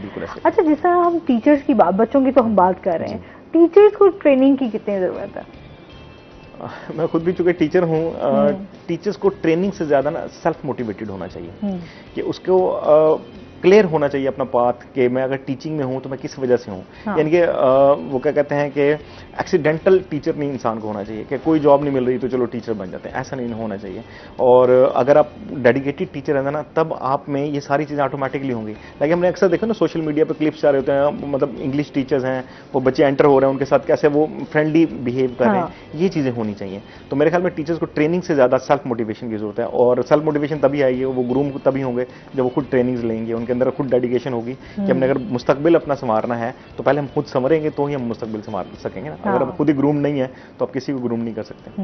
अच्छा, आप भी टीचर हैं, आप समझते हैं जिस तरह बच्चों को आजकल हेल्दी एक्टिविटीज जो है वो बड़ी कम है, उसकी वजह से भी बच्चों में ना ज्यादा प्रेशर है कि अगर उनको, वैसे तो घरों में भी अब हम देखते हैं ना, घरों में भी खेलने के इतना हम लोग बच्चों को नहीं खेल, बाहर नहीं जाने देते क्योंकि थोड़े से हालात की वजह से भी डर चुके हैं कि बच्चे जो है वो बाहर ना जाएं, घरों में ही कैद है या फिर वो एक कमरे में कैद है कि ठीक है अपने कमरों में जाके वो एक कॉर्नर में बैठ जाते हैं और उसमें ही वो अपना टाइम स्पेंड करते हैं, जिसकी वजह से वो भी मेंटली जो है ये रीजन भी बनती है। बिल्कुल ऐसे। और जैसे हमारा, हाँ, ये आपकी बात को कंटिन्यू करेंगे। कॉलर है हमारे साथ। अस्सलाम वालेकुम। जी अस्सलाम वालेकुम। जी, जवार है हमारे साथ, क्या कहना चाहेंगे? जी मैं सरगोदा से बोल रहा हूँ। जी जी। अच्छा, मेरा अस्सलाम वालेकुम भट्टी साहब। सलाम। सर माशाल्लाह मैं आपका प्रोग्राम भाई के लिए लाजम है, उस्तादों का भी ज्यादा होता है, मैडमों का भी। हमारे 2 बच्चे हैं स्पेशल ना, टफ हैं, बोलते सुनते नहीं है। सही जी। और वो जिस दिन स्कूल न जाए ना वो घर में परेशान होते हैं। सही जी। ये क्यों वो दोस्त होते हैं, उनकी अपनी एक लैंग्वेज होती है। बिल्कुल ऐसी है। तो अब माशाल्लाह काफी बेहतर है, हमें उनकी तरफ से तो कोई नहीं है परेशानी, लेकिन बस कभी कभी ये सोचते हैं कि कोई ऐसा सिस्टम हो कि इनका आगे मुस्तकबिल जो करना है वो तो अल्लाह मियां ने करना है, लेकिन माँ बाप की सोच होती है। बिल्कुल।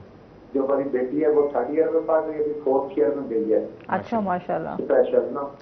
और बेटा जो अभी 9th में गया है ना जी। तो बता कि कभी कभी ख्याल आ जाता है ना, तो इस तरह की बातें सुन के ना फिर दिल करता है कि यार बात करने, शायद कोई अच्छा मशवरा दे दे तो इस तरह का ना जी।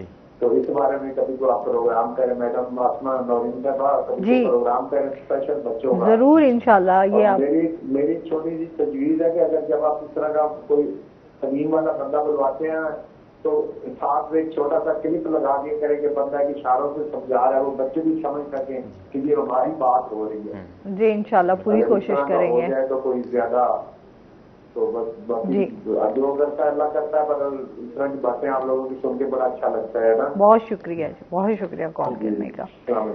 वालेकुम सलाम।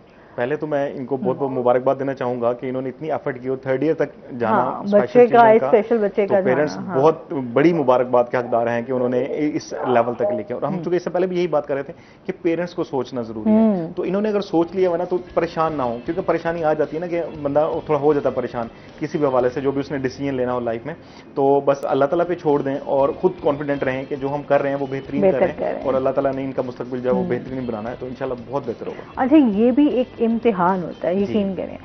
एक तो जो स्पेशल बच्चे होते हैं वाकई वो तो अल्लाह की तरफ से एक, आप ये समझ लेना कि वो एक अल्लाह की तरफ से एक चीज़ है, लेकिन जो पेरेंट्स के ऊपर एक इम्तिहान होता है कि उन्होंने किस तरह उनकी परवरिश करनी है, उनकी तरबियत करनी है, तो वो भी एक वजह। तो ये माशाल्लाह आप एक अच्छी तरबियत कर रहे हैं और कि बच्चे जो हैं वो आपके पढ़ रहे हैं, तो ये बहुत सारे लोग जो है ना हिम्मत हार जाते हैं ऐसे वो बिल्कुल अपने बच्चों को फिर इस तरफ नहीं लाते पढ़ाई की तरफ। वो कहते हैं कि अच्छा ये स्पेशल है तो ये किस तरह पढ़ सकेंगे या ये आगे जाकर कैसे तरक्की करेंगे। जैसे अभी ये थोड़े से परेशान है लेकिन बादशाह फिर भी मोटिवेटेड है कि 3rd ईयर तक बच्ची जा रही है माशाल्लाह से, तो वो आगे भी पढ़ सकती है। तो ये अच्छा, इनके तो स्पेशल बच्चे जो है ये वाकई बड़े स्पेशल होते हैं, तो ज़हीन भी बड़े होते हैं। ठीक है। अच्छा जी, एक कॉलर है हमारे साथ अबू जैबी से। अस्सलाम वालेकुम। वालेकुम सलाम जी, क्या कहना चाहेंगे आप? जी मैं शेख मुजाहिद बात कर रहा हूँ। जी जी, क्या कहना चाहेंगे? बच्ची साहब को सलाम कहना है एक तो, वालेकुम सलाम, और रोहित चैनल को भी सलाम कहना है। मैं वालेकुम सलाम, मुसलसल ये देखता रहता हूँ, सुनता रहता हूँ। बच्चा की तरफ से ये कहना था रोहित को भी कि ये जो बच्चे आजकल टीवी बहुत ज्यादा देखते हैं, कार्टून देखते हैं, मोबाइल यूज करते हैं, इनसे छुटकारा कैसे पाया जा सकता है? स्टडी से ज्यादा ये मोबाइल पे, ये कार्टून पे ज्यादा तवज्जो देते हैं, इनके लिए क्या करना चाहिए जो इनसे छुटकारा पा जाए और स्टडी पे ज्यादा तवज्जो दें? ठीक है जी, बहुत शुक्रिया कॉल करने का। वैसे तो ये हम काफी हमारा अपना भी कसूर है ना, हम थोड़ा सा बच्चा रो रहा हो तो फौरन मोबाइल उठाया और बच्चे को दे दिया, अच्छा चलो कुछ देखे खेल लेगा। अब बच्चे जो है वो एडिक्टेड हो गए हैं, तो वो बड़ा मुश्किल है उनसे मोबाइल लेना भी। इसमें ना अगेन वो चीज़ आ जाती है कि जो काम बच्चों को ना इंटरेस्टिंग या आसान लगेगा ना, बच्चे वो काम करेंगे। पढ़ना मुश्किल लग रहा है, टीवी देखना आसान लग रहा है, तो वो टीवी देखेंगे। हमें ये लग रहा था बच्चे जानबूझ के देख रहे हैं, वो बेसिकली उनका माइंड उनको डाइवर्ट कर रहा है। तो मैं हमेशा कहता हूँ कि हम खुद अपनी लाइफ नहीं जीते हैं, हमारा माइंड हमारी लाइफ जी रहा होता है। कि जो सबकॉन्शियस में बैठा होता है ना, और वो ये ना टैगिंग होती है हर एक चीज़ की। लाइक एक बच्चे के लिए स्विमिंग आसान है, एक के लिए मुश्किल है। इस लेवल पे मतलब आसान है या मुश्किल है, तो क्या है कि जैसा उसने सोचा हुआ है, जैसे वो टैगिंग हुई है, एक बच्चे के लिए आसान है, एक बच्चे के लिए मुश्किल है। पढ़ना एक के लिए आसान है, मुश्किल है। डांस करना एक बच्चे के लिए आसान है, एक के लिए मुश्किल है। ये वो सारी स्किल्स हैं। अगर कोई भी काम जो आसान है या मुश्किल है की कैटेगरी में आता है ना, तो समझ लें उसके पीछे आपके माइंड की टैगिंग हुई भी है कि वो काम आसान है या मुश्किल है। तो अब बच्चों के लिए टीवी देखना आसान इसलिए लग रहा है कि उनको वो एडिक्शन भी कह सकते हैं। टीवी तो मुझे लगता है बच्चे बड़ा कम, अब बहुत कम हो गया टीवी वाला। जो पेरेंट्स मोबाइल नहीं देते ना, वो कार्टून लगा रहे हैं। कार्टून तो फिर बच्चों के फेवरेट है ना, तो वो उनके पास एक। तो इनकी जो बात का सोल्यूशन है वो ये है कि आप उनको अल्टरनेट कोई काम दें। हम तो ये तो डांट देते हैं बच्चों को, मोबाइल नहीं देखना बस, लेकिन अल्टरनेट कोई चीज नहीं देते। लाइक आप कि अगर बच्चे छोटे हैं, आप उनको ड्राइंग बुक्स ला के दें, उनके सामने कोई गोल सेट करें कि आज आपने ये काम करना है, तब वो आप देखेंगे अल्टीमेटली। और एकदम से चीजें ना मतलब स्किल्स नहीं छूटती हैं, या हैबिट जो है वो नहीं होती है। तो आपको स्टेप बाय स्टेप इस चीज को कम करना है और दूसरी हैबिट को डेवलप करना है। हाँ, क्योंकि बच्चों में ना टैलेंट होता है, बट हम लोग ना कभी कभी पेरेंट्स जो हैं वो हम लोग समझ ही नहीं पा रहे होते कि बच्चे को एक्चुअली चाहिए क्या और बच्चों के इंटरेस्ट क्या है। और फिर अच्छा, इस पे आप क्या कहना चाहेंगे, जो बच्चों के इंटरेस्ट होता है जिस चीज़ में, हम वो चीज़ नहीं करने देते हैं, जिसकी वजह से भी जो है फिर ज़्यादा चीज़ें देखने में आती हैं कि बच्चों को समझ नहीं आ रही होती कि हम वो वाली चीज़ बेहतर कर सकते हैं या जिसमें हमारा अपना इंटरेस्ट है उसको बेहतर कर सकते हैं। अच्छा, इसमें ना दो चीज़ें हैं बच्चों के इंटरेस्ट के हवाले से। लाइक के एक बच्चा है वो उसको सिंगिंग का इंटरेस्ट है, यानी कि हम एक चीज़ ये देखते हैं ना, मतलब वो तो एक चीज़ है जो अल्लाह ताला ने उसको अता की हुई ना, हम उसकी बात नहीं कर रहे हैं। हम उसकी बात करें जो ना सुना के ना बच्चों में इंटरेस्ट डेवलप हो जाता है। लाइक ये कुछ चीज़ से सुन लिया या दोस्त से सुन लिया कि मेरा इंटरेस्ट जो है वो फॉर एग्जाम्पल कॉमर्स में है, मैंने इस तरफ जाना है, या इंजीनियरिंग में है या मेडिकल में है, तो वो इंटरेस्ट नहीं होता बच्चे का, वो उसने ना सुनी सुनाई बातें होती हैं। अल्टीमेटली क्या होता है कि वो कुछ अगर काम करेगा भी सही तो वो डिमोटिवेट हो जाएगा, उसे पता लगेगा कि अगर मतलब उसका जेन्युइन इंटरेस्ट नहीं है तो वो छोड़ देगा। अगेन मैं ये कहता हूँ कि जब पेरेंट्स ने सोचा होगा ना कि मैंने अपने बच्चे को ये बनाना है, वो बच्चा बन भी जाएगा। उसके बाद उसको इंटरेस्ट होगा ना, फॉर एग्जाम्पल एक पेरेंट्स का शौक था कि मैंने डॉक्टर बनाना है, वो डॉक्टर बना दे। बच्चे का शौक था कि मैंने बिजनेस करना है, तो वो डॉक्टर करने के बाद भी बिजनेस कर सकता है, क्योंकि वो शौक को पूरा करने के बहुत सारे टाइम है। अगेन पेरेंट्स को समझना है कि आप पहले खुदारा सोच लेंगे अपने बच्चों को क्या बनाना है, क्योंकि जो आप सोच लेंगे ना वो बच्चे बन जाएंगे। हाँ बिल्कुल ऐसे। अच्छा, मैं उस टाइम हम क्वेश्चन कर रहे थे लेकिन कॉलर आ गए, हम ये बात कर रहे थे कि हेल्दी एक्टिविटीज नहीं है स्कूल्स भी। अब हम देखते हैं बहुत छोटे छोटे स्कूल बना दिए गए हैं, घरों को ही स्कूल बना दिया गया है। वो सिर्फ ये है कि सोर्स ऑफ इनकम है, तो जी लोगों ने जो है वो इस पे ही काम करना शुरू कर दिया। उसके बारे में आप क्या कहना चाहेंगे? मैं एक्चुअली वो ये बात कर रहा था कि हमारे ज़माने में पीटी पूरी क्लास होती थी, हाँ, हेल्दी एक्टिविटीज होती थी, उन चीज़ों का वाकिफ खुदा है। एक्सरसाइज तो मोस्ट इंपॉर्टेंट चीज़ है। अच्छा, इसके लिए ये जरूरी नहीं, हमारे जहन में क्या कंसेप्ट होता है कि कोई माइंड सेट हो या पार्क में हमने जाना है या एक्सरसाइज करनी है, आप घर में भी कर सकते हैं। आपको इतनी एरोबिक एक्सरसाइज हैं, तो काइंडली बच्चे को 30 मिनट तो जरूर कोई हेल्दी एक्टिविटी करवाएं, उसको कहें मतलब जंप गेम खेलने दें, जिस तरह जो बच्चों का इंटरेस्ट स्पेशली क्रिकेट में होता है, किसी और में फुटबॉल में, किसी में भी उनका इंटरेस्ट है तो वो गेम्स उनको खेलने। अच्छा, अभी हमारे यहाँ पार्क्स हैं वो काफी दूर हैं, तो बच्चों को भी नहीं भेज सकते। ग्राउंड जहाँ बनाए गए हैं वो फिर दूर हो जाते हैं। अभी बच्चों पेरेंट्स के लिए भी बड़ा मसला होता है, जो वर्किंग लोग होते हैं उनके लिए होता है कि कहाँ कैसे हम लोग मैनेज करें। स्कूल्स को बेहतर करने की जरूरत है एजुकेशन। हाँ, लेकिन मैं समझता हूँ कि फॉर एग्जाम्पल एक बच्चे को कहना 100 टाइम वो जंप करे। एक्सरसाइज का बेसिक मकसद क्या होता है, अगर इसकी डेप्थ में जाए ना तो डीप ब्रीथिंग, जब आप सांस तेजी से ले रहे होते हैं ना, तब उस टाइम पे आपकी लाइफ में इफेक्ट हो रहे होते चीजें में, आपकी बॉडी में, आपकी हर एक चीज में। तो आपने एक्सरसाइज का मतलब है कि आपने इतनी कर लें, चाहे वो आप घर में एक ही जगह पे खड़े होकर भी कर सकते हैं, कि आपका सांस फूलना शुरू हो जाए। तो ये एक एक्सरसाइज है, ये जरूर बच्चों से करवाएं ना, कि आप कहीं भी हैं तो उनको जरूर मतलब 30 मिनट्स के लिए ये एक्सरसाइज करवाएं कि उनका सांस फूलना शुरू हो, तब आप देखेंगे उनमें बहुत सारे चेंजेस आएंगी पॉजिटिव। सही। अच्छा, वाकई फिर अभी एक तो ये हम बात पॉजिटिव नेगेटिव लोग जो है ना वो बहुत ज्यादा, हमारे बच्चे नेगेटिव एक्टिविटीज में भी बहुत ज्यादा जा रहे हैं, उसके बारे में आप क्या कहना चाहेंगे? अगेन चूंकि अच्छा हमारा टॉपिक ही उसी से रिलेटेड घूम रहा है। जी बिल्कुल ऐसे ही मैं आपको बताता हूँ कि दो चीजें अब पहले हम ये समझेंगे पॉजिटिव या नेगेटिव है क्या चीज। हमने सबने सुना पॉजिटिव रहे, पॉजिटिव रहे, हम कोशिश भी करते हैं पॉजिटिव रहने की, लेकिन होता नेगेटिव है। अब बेसिकली अगर हम ना क्वांटम फिजिक्स में जाए ना, तो वहां पे हमें पता चलता है कि हर एक चीज ना फ्रीक्वेंसी के ऊपर है। अब फ्रीक्वेंसी पॉजिटिव होती है या नेगेटिव होती है, तो पॉजिटिव हर एक चीज के अल्लाह ताला ने बाय डिफॉल्ट जो फ्रीक्वेंसी रखी हुई है वो पॉजिटिव रखी हुई है। तो अगर आप पॉजिटिव सोचेंगे ना, तो क्या होगा कि आप पॉजिटिव फ्रीक्वेंसी सेंड कर रहे हैं, आगे से भी वो natural by default positive frequency है, तो कंस्ट्रक्टिव इंटरफेरेंस होगा, वो चीज मिलने के चांसेस आपको बढ़ जाते हैं। अगर आप एक चीज के बारे में नेगेटिव सोच रहे हैं और आगे से पॉजिटिव वाइब्स आ रही हैं, जो इंटरफेरेंस होगा ना वो डिस्ट्रक्टिव इंटरफेरेंस होगा, वो चीज आपको नहीं मिलेगी। ये मतलब थोड़ा साइंटिफिक टर्म्स हैं कि अगर आप इसको डेप्थ में जाके देखें ना, क्यों जरूरी है पॉजिटिव सोचना। और ये सोचना नहीं होता कि आप जो है वो आप बैठे सोच रहे हो पॉजिटिव, मतलब आपको पता है कि आप अपने पूरे दिन में ना 24 घंटों में सिर्फ 5% कॉन्शियसली प्रेजेंट होते हैं, 95% आपको पता ही नहीं होता कि आप लाइफ कैसे गुजारते हैं। हाँ। इसके आपको मिसाल दूं कि नमाज पढ़ते हुए जैसे हम अल्लाह अकबर बोलते हैं, हम ख्यालों में खो जाते हैं, लेकिन कभी सोचा है कि पूरी नमाज सही कैसे पढ़ लेते हैं, अल्हम्दुलिल्लाह नहीं भूलते, सूरत नहीं भूलते, सारे पूरे कुछ कर लेते हैं।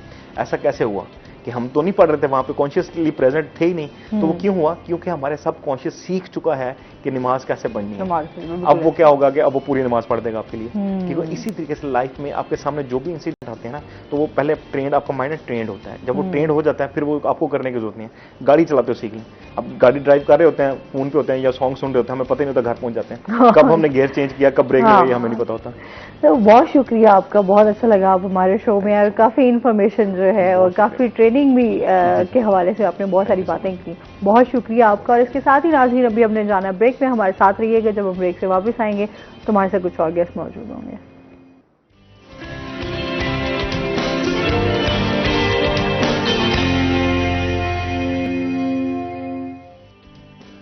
वेलकम बैक नाज़रीन, रोही एयरटेल में आपको खुश आमदीद कहते हैं। और ब्रेक के बाद हमारे साथ गेस्ट मौजूद हैं, उनका तारुफ करवा देती हूँ। हमारे साथ मौजूद हैं जी डॉक्टर अनम बशीर, जो कि क्लिनिकल साइकोलॉजिस्ट हैं एंड साइकोथेरेपिस्ट हैं। अस्सलाम वालेकुम, कैसी हैं आप? ठीक ठाक हैं? वेलकम कहते हैं अपने शो में आपको। और इसके साथ ही जो हमारे दूसरे गेस्ट हैं वो हैं जी वसीम मुमताज साहब, जो कि एडवोकेट भी हैं और शायर भी हैं। अस्सलाम वालेकुम, कैसे हैं आप? ठीक ठाक हैं? वेलकम कहते हैं अपने शो में आपको। अच्छा जी, अनम हमारे साथ मौजूद हैं, तो आज हम बात करेंगे पर्सनालिटी डेवलपमेंट में किस तरह हम अपनी शख्सियत को बेहतर कर सकते हैं, किस तरह ग्रूमिंग कर सकते हैं, क्या थेरेपीज़ हैं, आज इन पर ज़रा डिटेल से बात करेंगे। और वसीम साहब हमारे साथ मौजूद हैं, तो इनसे आज हम इनकी शायरी के हवाले से भी जानेंगे, इनके लॉयर भी हैं, तो इनसे जानेंगे कि किस तरह शायरी की तरफ जो है ये आए हैं। क्या हाल चाल है अनम? ठीक ठाक है? बिल्कुल ठीक ठाक, माशाल्लाह। अच्छा, जो हमारा आज का टॉपिक है, सबसे पहले तो इस हवाले से बात कर लेते हैं ना कि पर्सनालिटी है क्या?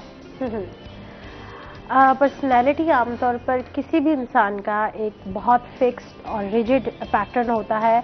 The way a person feel, वो चीज़ों को महसूस कैसे करता है, वो रिएक्ट कैसे करता है, उसका रवैया कैसा होता है, और वो चीज़ों को महसूस कैसे करता है, और वो सोचता कैसे है।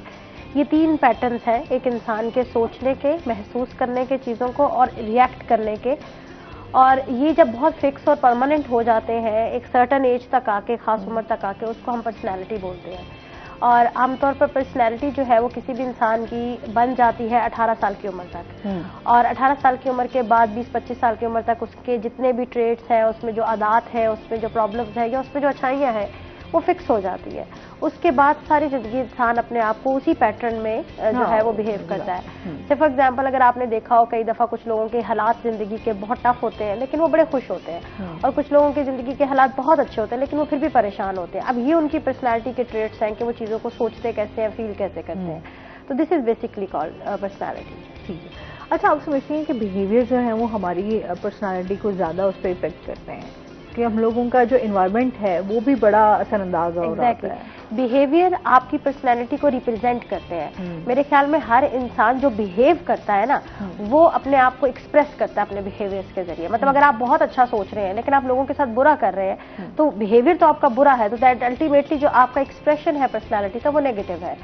और आपका सेकेंड क्वेश्चन ये कि डेवलप कैसे होती है पर्सनैलिटी, जैसे आपने कहा ना एनवायरमेंट का इफेक्ट है, तो मैं अक्सर लोगों को बताती हूँ एनवायरनमेंट से भी बहुत पहले जब एक बच्चा पैदा होता है, वो टेम्परामेंट के साथ पैदा होता है, जिसको हम आमतौर पर कहते हैं मिजाज। एक बच्चा खास मिजाज के साथ पैदा होता है, और वो मिजाज जो होता है वो बायोलॉजिकल होता है।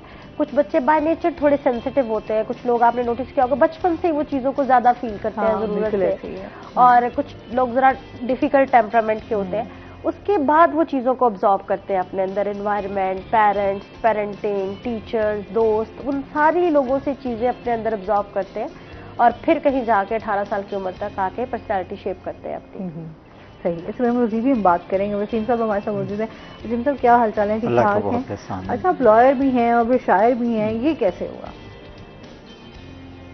शायरी की तरफ कैसे? शौक है, वकालत मेरा पेशा है। और वैसे मैं अभी 7वीं जमात का तालिब इल्म था तो मैंने उस वक्त से शेर कहना शुरू किया, इसलिए कि वकालत के बाद मैं शायर नहीं बना, शायर मैं बाई बर्थ था। ठीक है, तो आपको शौक था बहुत ज़्यादा? अल्हम्दुलिल्लाह। आपने बुक्स वगैरह भी लिखी हैं शायरी के हवाले से? मेरे वालिद इस खित्ते के बहुत बड़े शायर हैं, मुमताज़ लैशी। तो हमारे घर एक शेरी माहौल था, उस शेरी माहौल की वजह से मुझे भी ये मौका मिला। किताब मेरी अभी हुई नहीं आई, लेकिन बहुत से इंतखाब छपे हैं कराची में, यहाँ तक इंडिया में, उसमें मेरी शायरी जो है वो शामिल है। सही। और एक मुल्तान में आज से 20 साल पहले एक दोस्त ने आंखों में रहा के नाम से एक इंतखाब छपा था, तो उसमें भी मेरी कोई 20 के करीब गज़लें उन्होंने शामिल किए। सही। और नात के जो जितने भी मजमूए इंतखाब की सूरत में आए हैं, उनमें कमो पेश मेरी एक नात ज़रूर शामिल है। सही। मतलब आपके घर में ही माहौल था शायरी का? घर में और कौन शायर था, कौन शायरी करते थे?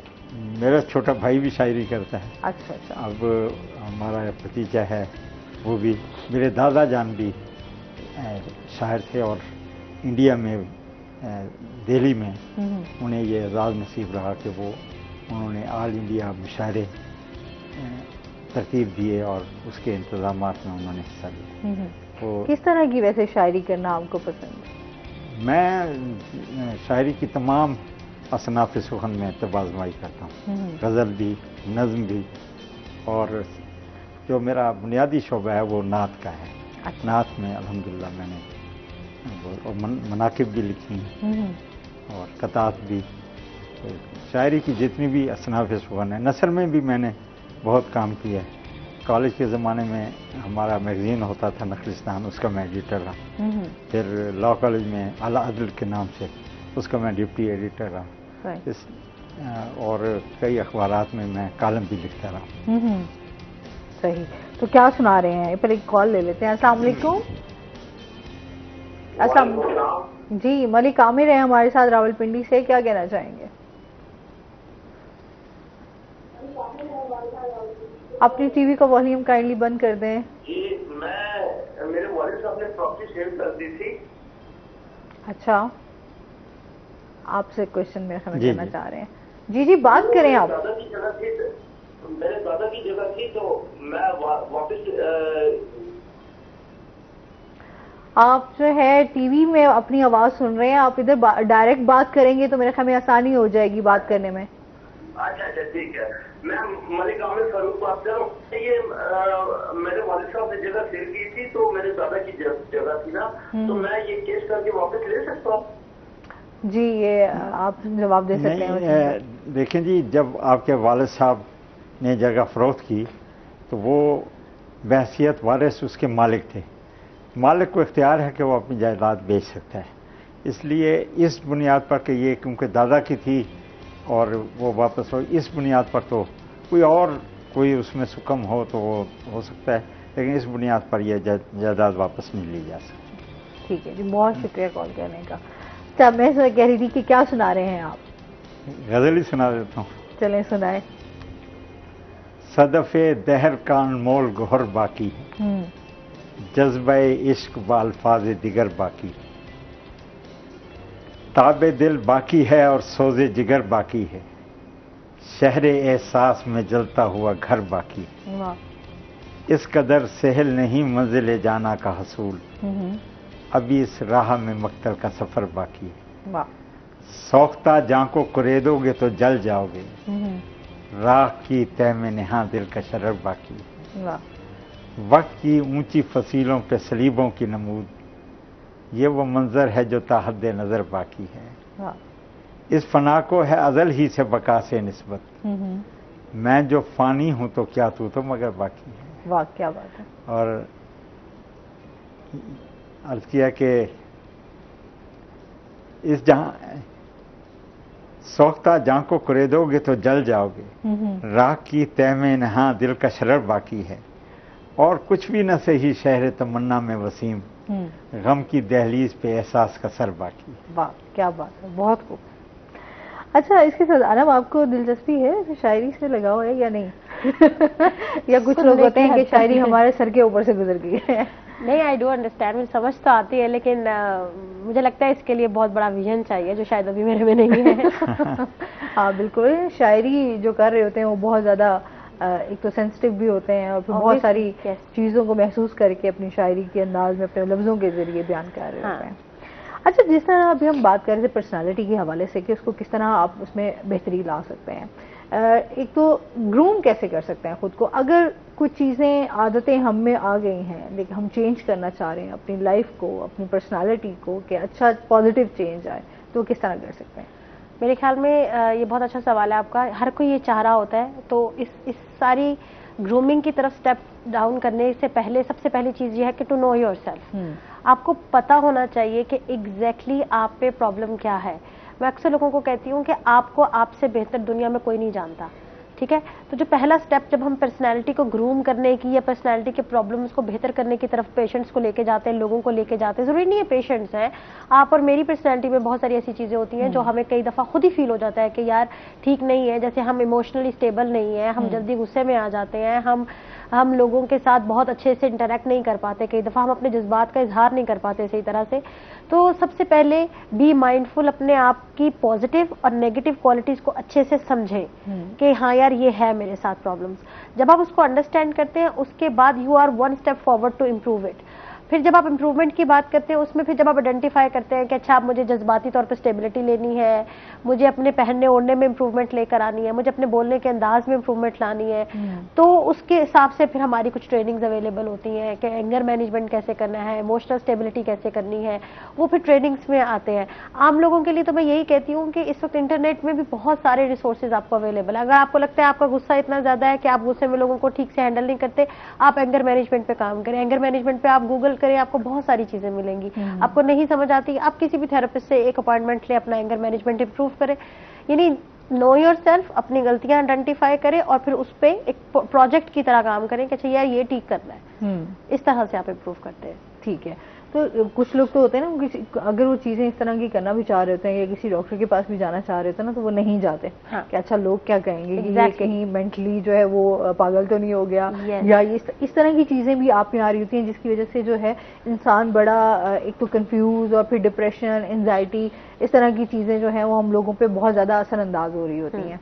इसके हवाले से क्या कहना चाहिए? देखिए, ये आपने बहुत ही अच्छी बात की और मुझे लगता है कि इस प्लेटफॉर्म पे बैठ के अगर हम इसके ऊपर बात करेंगे तो ये बहुत ही ज्यादा लोगों को इनकरेज करेगा। सबसे पहली बात ये कि साइकोलॉजिस्ट के पास जाना, साइकाइट्रिस्ट के पास जाना एक टैबू बना हुआ है। मैं लोगों को कहती हूँ कि जिस तरह से हमारे बॉडी के सारे ऑर्गन्स हैं, इसी तरह से ब्रेन ऑर्गन है। अगर हमारे दिल में कोई मसला है, हमारे लंग्स में कोई मसला है, हमारे स्टमक में कोई मसला है, हमारे जॉइंट्स में मसला है, हम स्पेशलिस्ट के पास जाते हैं। इसी तरह से अगर हमारे जज्बात में, सोचों में या दिमाग की हैंडलिंग में प्रॉब्लम आ रहा है तो उसी तरह से हम एक और स्पेशलिस्ट के पास जा रहे हैं। और सबसे बड़ी चीज ये कि साइकोलॉजिस्ट के पास जाना कहीं से भी आपको मेंटली इंस्टेबल, इनसेन साबित नहीं करता। ठीक है, पाकिस्तान में तो कम, लेकिन बाहर की कंट्रीज में तो ये बहुत ज्यादा ट्रेंड है कि लोग लाइफ में एक जिस तरह से डेंटिस्ट के पास रेगुलर जाते हैं, वहां पे साइकोलॉजिस्ट के पास भी रेगुलर जाते हैं। और ये जरूरी भी है, क्योंकि देखिए हर चीज आप खुद से हैंडल कई दफा नहीं कर पा रहे होते। बजाय इसके कि आप चीजें मिस हैंडल करते रहे, आप चीजों में बहुत ज्यादा बिगाड़ पैदा कर दें, आपको नहीं समझ आ रही कि मैंने कैसे करना है हैंडल चीजें, मेरी जज्बात मैनेज नहीं हो रहे, मेरे से रिलेशनशिप्स मैनेज नहीं हो रहे, मेरे से काम मैनेज नहीं हो रहा, मेरे से स्ट्रेस नहीं मैनेज हो रहा, आप जाएं, आपको गाइडलाइन, एक पाथवे बता दिया जाएगा, आप उससे हेल्प ले।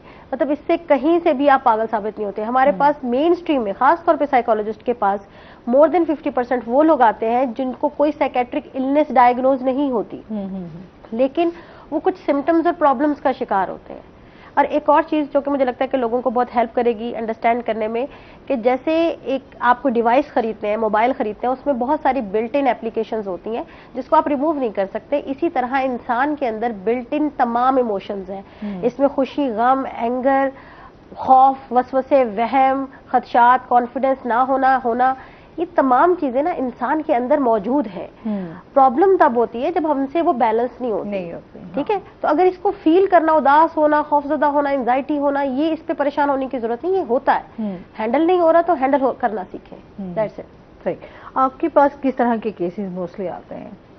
देखिए, मैं तो चूंकि मेन स्ट्रीम क्लिनिक कर रही हूँ, ओपीडी क्लिनिक कर रही हूँ, तो हमारे पास प्योर डिसऑर्डर्ड लोग भी होते हैं, वो लोग जिनको डायग्नोज होती है इलनेस, और खास तौर पे काउंसलिंग और साइकोथेरेपीज के लोग भी होते हैं, जिसमें जैसे मैं स्पेशलिस्ट हूँ पर्सनालिटी डिसऑर्डर्स की, तो पर्सनालिटी में मेरे पास बहुत हाई प्रोफाइल लोग आते हैं जो कि पढ़ रहे हैं, जो कि हाई प्रोफेशंस पे हैं, जो जॉब कर रहे हैं, जो अपनी हाउसवाइफ्स हैं, अपनी लाइफ को बहुत अच्छे से चला रही हैं, लेकिन कई दफ़ा ऐसा होता है कि अपने जज्बात को या अपनी प्रॉब्लम्स को या अपनी पर्सनैलिटी को हैंडल नहीं कर पाती, तो वो साइकोथेरेपीज लेती है। उसके अलावा डिप्रेशन, एंजाइटी, बच्चों के अंदर परफॉर्मेंस एंजाइटी, जैसे पब्लिक स्पीकिंग के ऊपर प्रॉब्लम्स आते हैं, एकेडमिक प्रॉब्लम्स आते हैं, तो उस तरह की चीज़ों को भी हम फिर हैंडल करते हैं साथ में। कौन कौन सी थेरेपीज जो हैं वो ज़्यादा आप सजेस्ट करती हैं या करवाई जाती हैं? देखिए, जो मोस्ट प्रैक्टिकल और मोस्ट फ्रीक्वेंट थेरेपी जो यूज़ की जाती है, जो कि आमतौर पर जज्बाती मसाइल को साथ इस्तेमाल होती है, उसको हम कहते हैं कॉग्निटिव बिहेवियर थेरेपी, यानी CBT। इस थेरेपी में स्पेसिफिकली हम एक इंसान के सोचों के पैटर्न्स जो होते हैं ना, नेगेटिव पैटर्न्स होते हैं सोचने के, उसको पॉजिटिव में कन्वर्ट करते हैं। लेकिन जो पर्सनैलिटी के प्रॉब्लम्स होते हैं, उसमें जो थेरेपी यूज होती है उसको हम कहते हैं डायलेक्टिक बिहेवियर थेरेपी, DBT। वो थेरेपी स्पेसिफिकली आपके बिलीफ सिस्टम को अटैक करती है, कि जो आपने कभी जिंदगी में एक्सपीरियंसेस करके एक खास सोच बनाई हुई है बैकग्राउंड में। जैसे अभी आपसे हमारे पहले गेस्ट भी बात कर रहे थे ना, अनकॉन्शियस माइंड की। हाँ, वो अनकॉन्शियस पे जो चीजें बैठी हुई होती है ना, वो फिर DBT जो है वो टैकल करती है। और DBT बहुत रेयर थेरेपी है, क्योंकि ये थोड़ी प्रोलॉन्ग चलती है। कितना टाइम लग जाता है मैक्सिमम? देखिए, CBT तो प्योरली चूंकि एक ऑनगोइंग प्रॉब्लम्स के साथ चल रही होती है, तो उसमें ज्यादा से ज्यादा हमें 12 से 15 सेशंस रिक्वायर्ड होते हैं एक पेशेंट के ना। 12 से 15 सीटिंग्स होती है हमारी, 1 आवर का हमारा सेशन होता है, जिसमें हम बहुत डिटेल में बैठ के पेशेंट्स के साथ डिस्कशंस कर रहे होते हैं। और डायलेक्टिक बिहेवियर थेरेपी, चूंकि मैंने कहा ना कि वो एक बचपन से लेके एक पेशेंट के या किसी भी इंसान के उसके मिडिल एज तक, उसके 20s तक, 30s तक उसके पैटर्न बड़े फिक्स हो चुके, तो उसमें हमें थोड़ा ज्यादा टाइम चाहिए होता है। लेकिन इन सारी चीजों में बहुत ज्यादा बड़ा फैक्टर पेशेंट का खुद का होता है, कि आप कितना मोटिवेटेड है और आप खुद कितना चीजों को चेंज करना चाह रहे हैं, कितना विल पावर है कि आप अपने आप को चेंज कर सकते हैं। बिल्कुल ऐसे ही है। अच्छा वसीम साहब, शायरी के हवाले से जानना चाहूंगी कि आपको एक बेहतरीन उस्ताद की जरूरत पड़ती है? जी बिल्कुल। या आप समझते हैं कि इसकी एक आमद होती है और उसमें आप? अब ये शोबा तकरीबन नापैद होता जा रहा है। जब मैंने शायरी शुरू की थी उस वक्त तो ये तस्वर भी नहीं था कि किसी उस्ताद से मशवरा सुखन लिए बगैर कोई मैदान शेर में उतरे। हमारे यहाँ मुल्तान में बिलखुसूस, मुल्तान को एक दबिस्तान की हैसियत हासिल है, वो इस वजह से है कि यहाँ असातिज़ा मौजूद थे और असातिज़ा ने यहाँ तरबियत की, जिसकी उस तरबियत के नतीजे में बड़े बड़े लोग मुल्तान से निकल के गए। मैं नाम ले सकता हूँ, मोहसिन नकवी मुल्तान में ही यहीं से उन्होंने MA किया, और इसी तरह ताबिश अब्बास ताबिश हैं। तो ये इनके पसे पर्दा इनके असातिज़ा की तरबियत है जो उन्हें नसीब हुई। तो आपके वैसे फेवरेट शायर कौन सा है? मेरा फेवरेट शायर मेरा खुद वसीम मुमताज। चलें, ये बहुत अच्छी बात सही है। तो घर में भी शायरी करते हैं, सुनाते हैं? जाहिर बात है पूरे घर में आपका एक शायरी वाला माहौल है। आपने अभी मुझसे ये सवाल किया था कि कोई किताब, तो मैं अभी तक किताब अपनी कुछ ज़ाती मसरूफियात की वजह से नहीं ला सका, क्योंकि मेरी ख्वाहिश थी, मेरे वालिद साहब का भी दीवान उनकी ज़िंदगी में नहीं आ सका, तो मेरी पहली ख्वाहिश थी कि उनकी किताब आनी चाहिए। अच्छा। वो आई।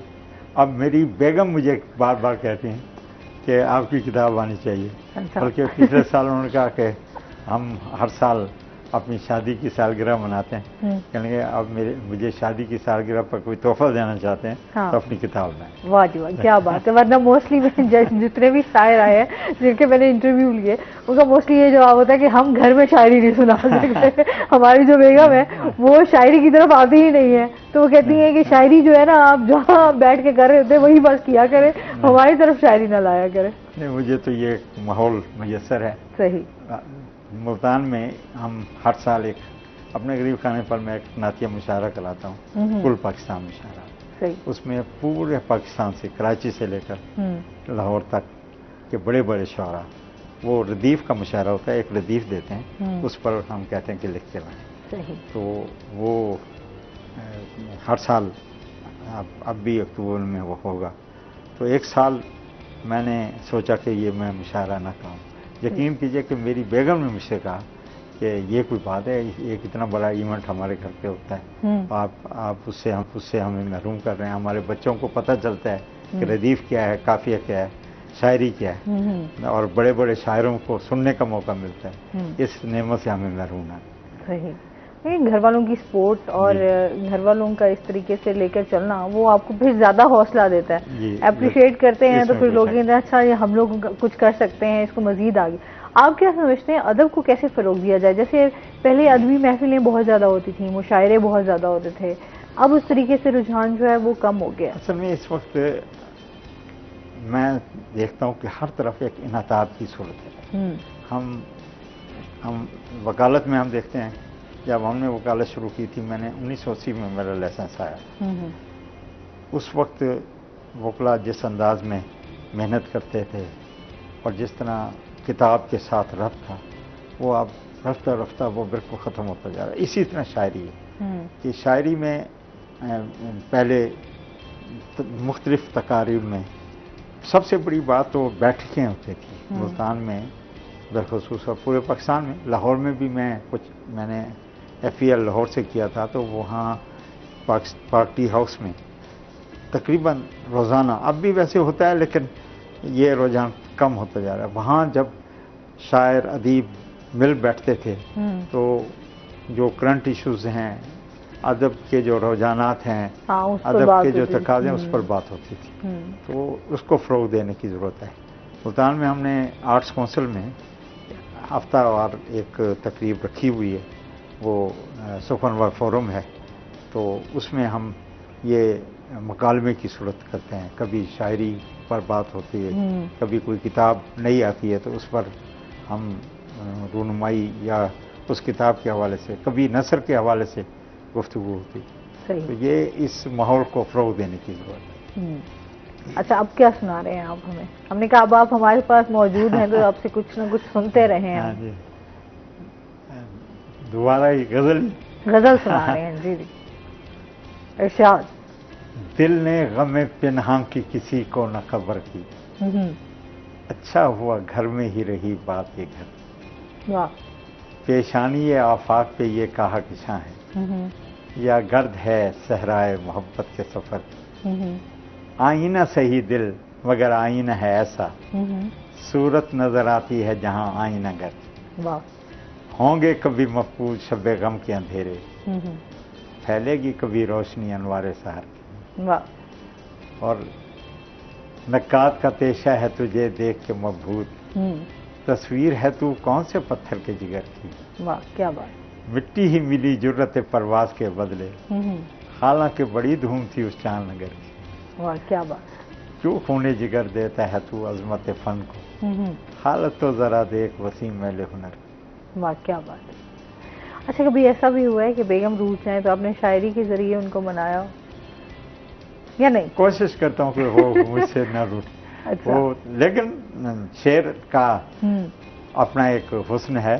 कभी कोई अगर ऐसी तलखी वाली कोई बात हो भी जाए तो जुबान शेर मदद करती है कि हम उन तलखियों को कम से कम कर पाएं। सही, क्योंकि होता है ना, जो शायर होते हैं वो बहुत सारी बातें जो अपनी शायरी के जरिए ही बयान कर देते हैं ना।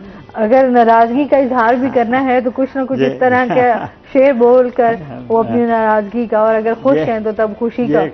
मुझे अदालतों में बिलखुसूस शायरी ने बड़ी मदद की। अच्छा। वाज का कोई माहौल टेंस में होता है तो हम शेर सुनाकर उस माहौल को बेहतर कर लेते हैं और सही। बहुत सारे मामलात आज खुद ठीक हो जाते हैं। और बाद का तो जय साहबान भी कहते हैं जी, अच्छा जी आप पहले तो कुछ शेर सुनाएं फिर बात करें।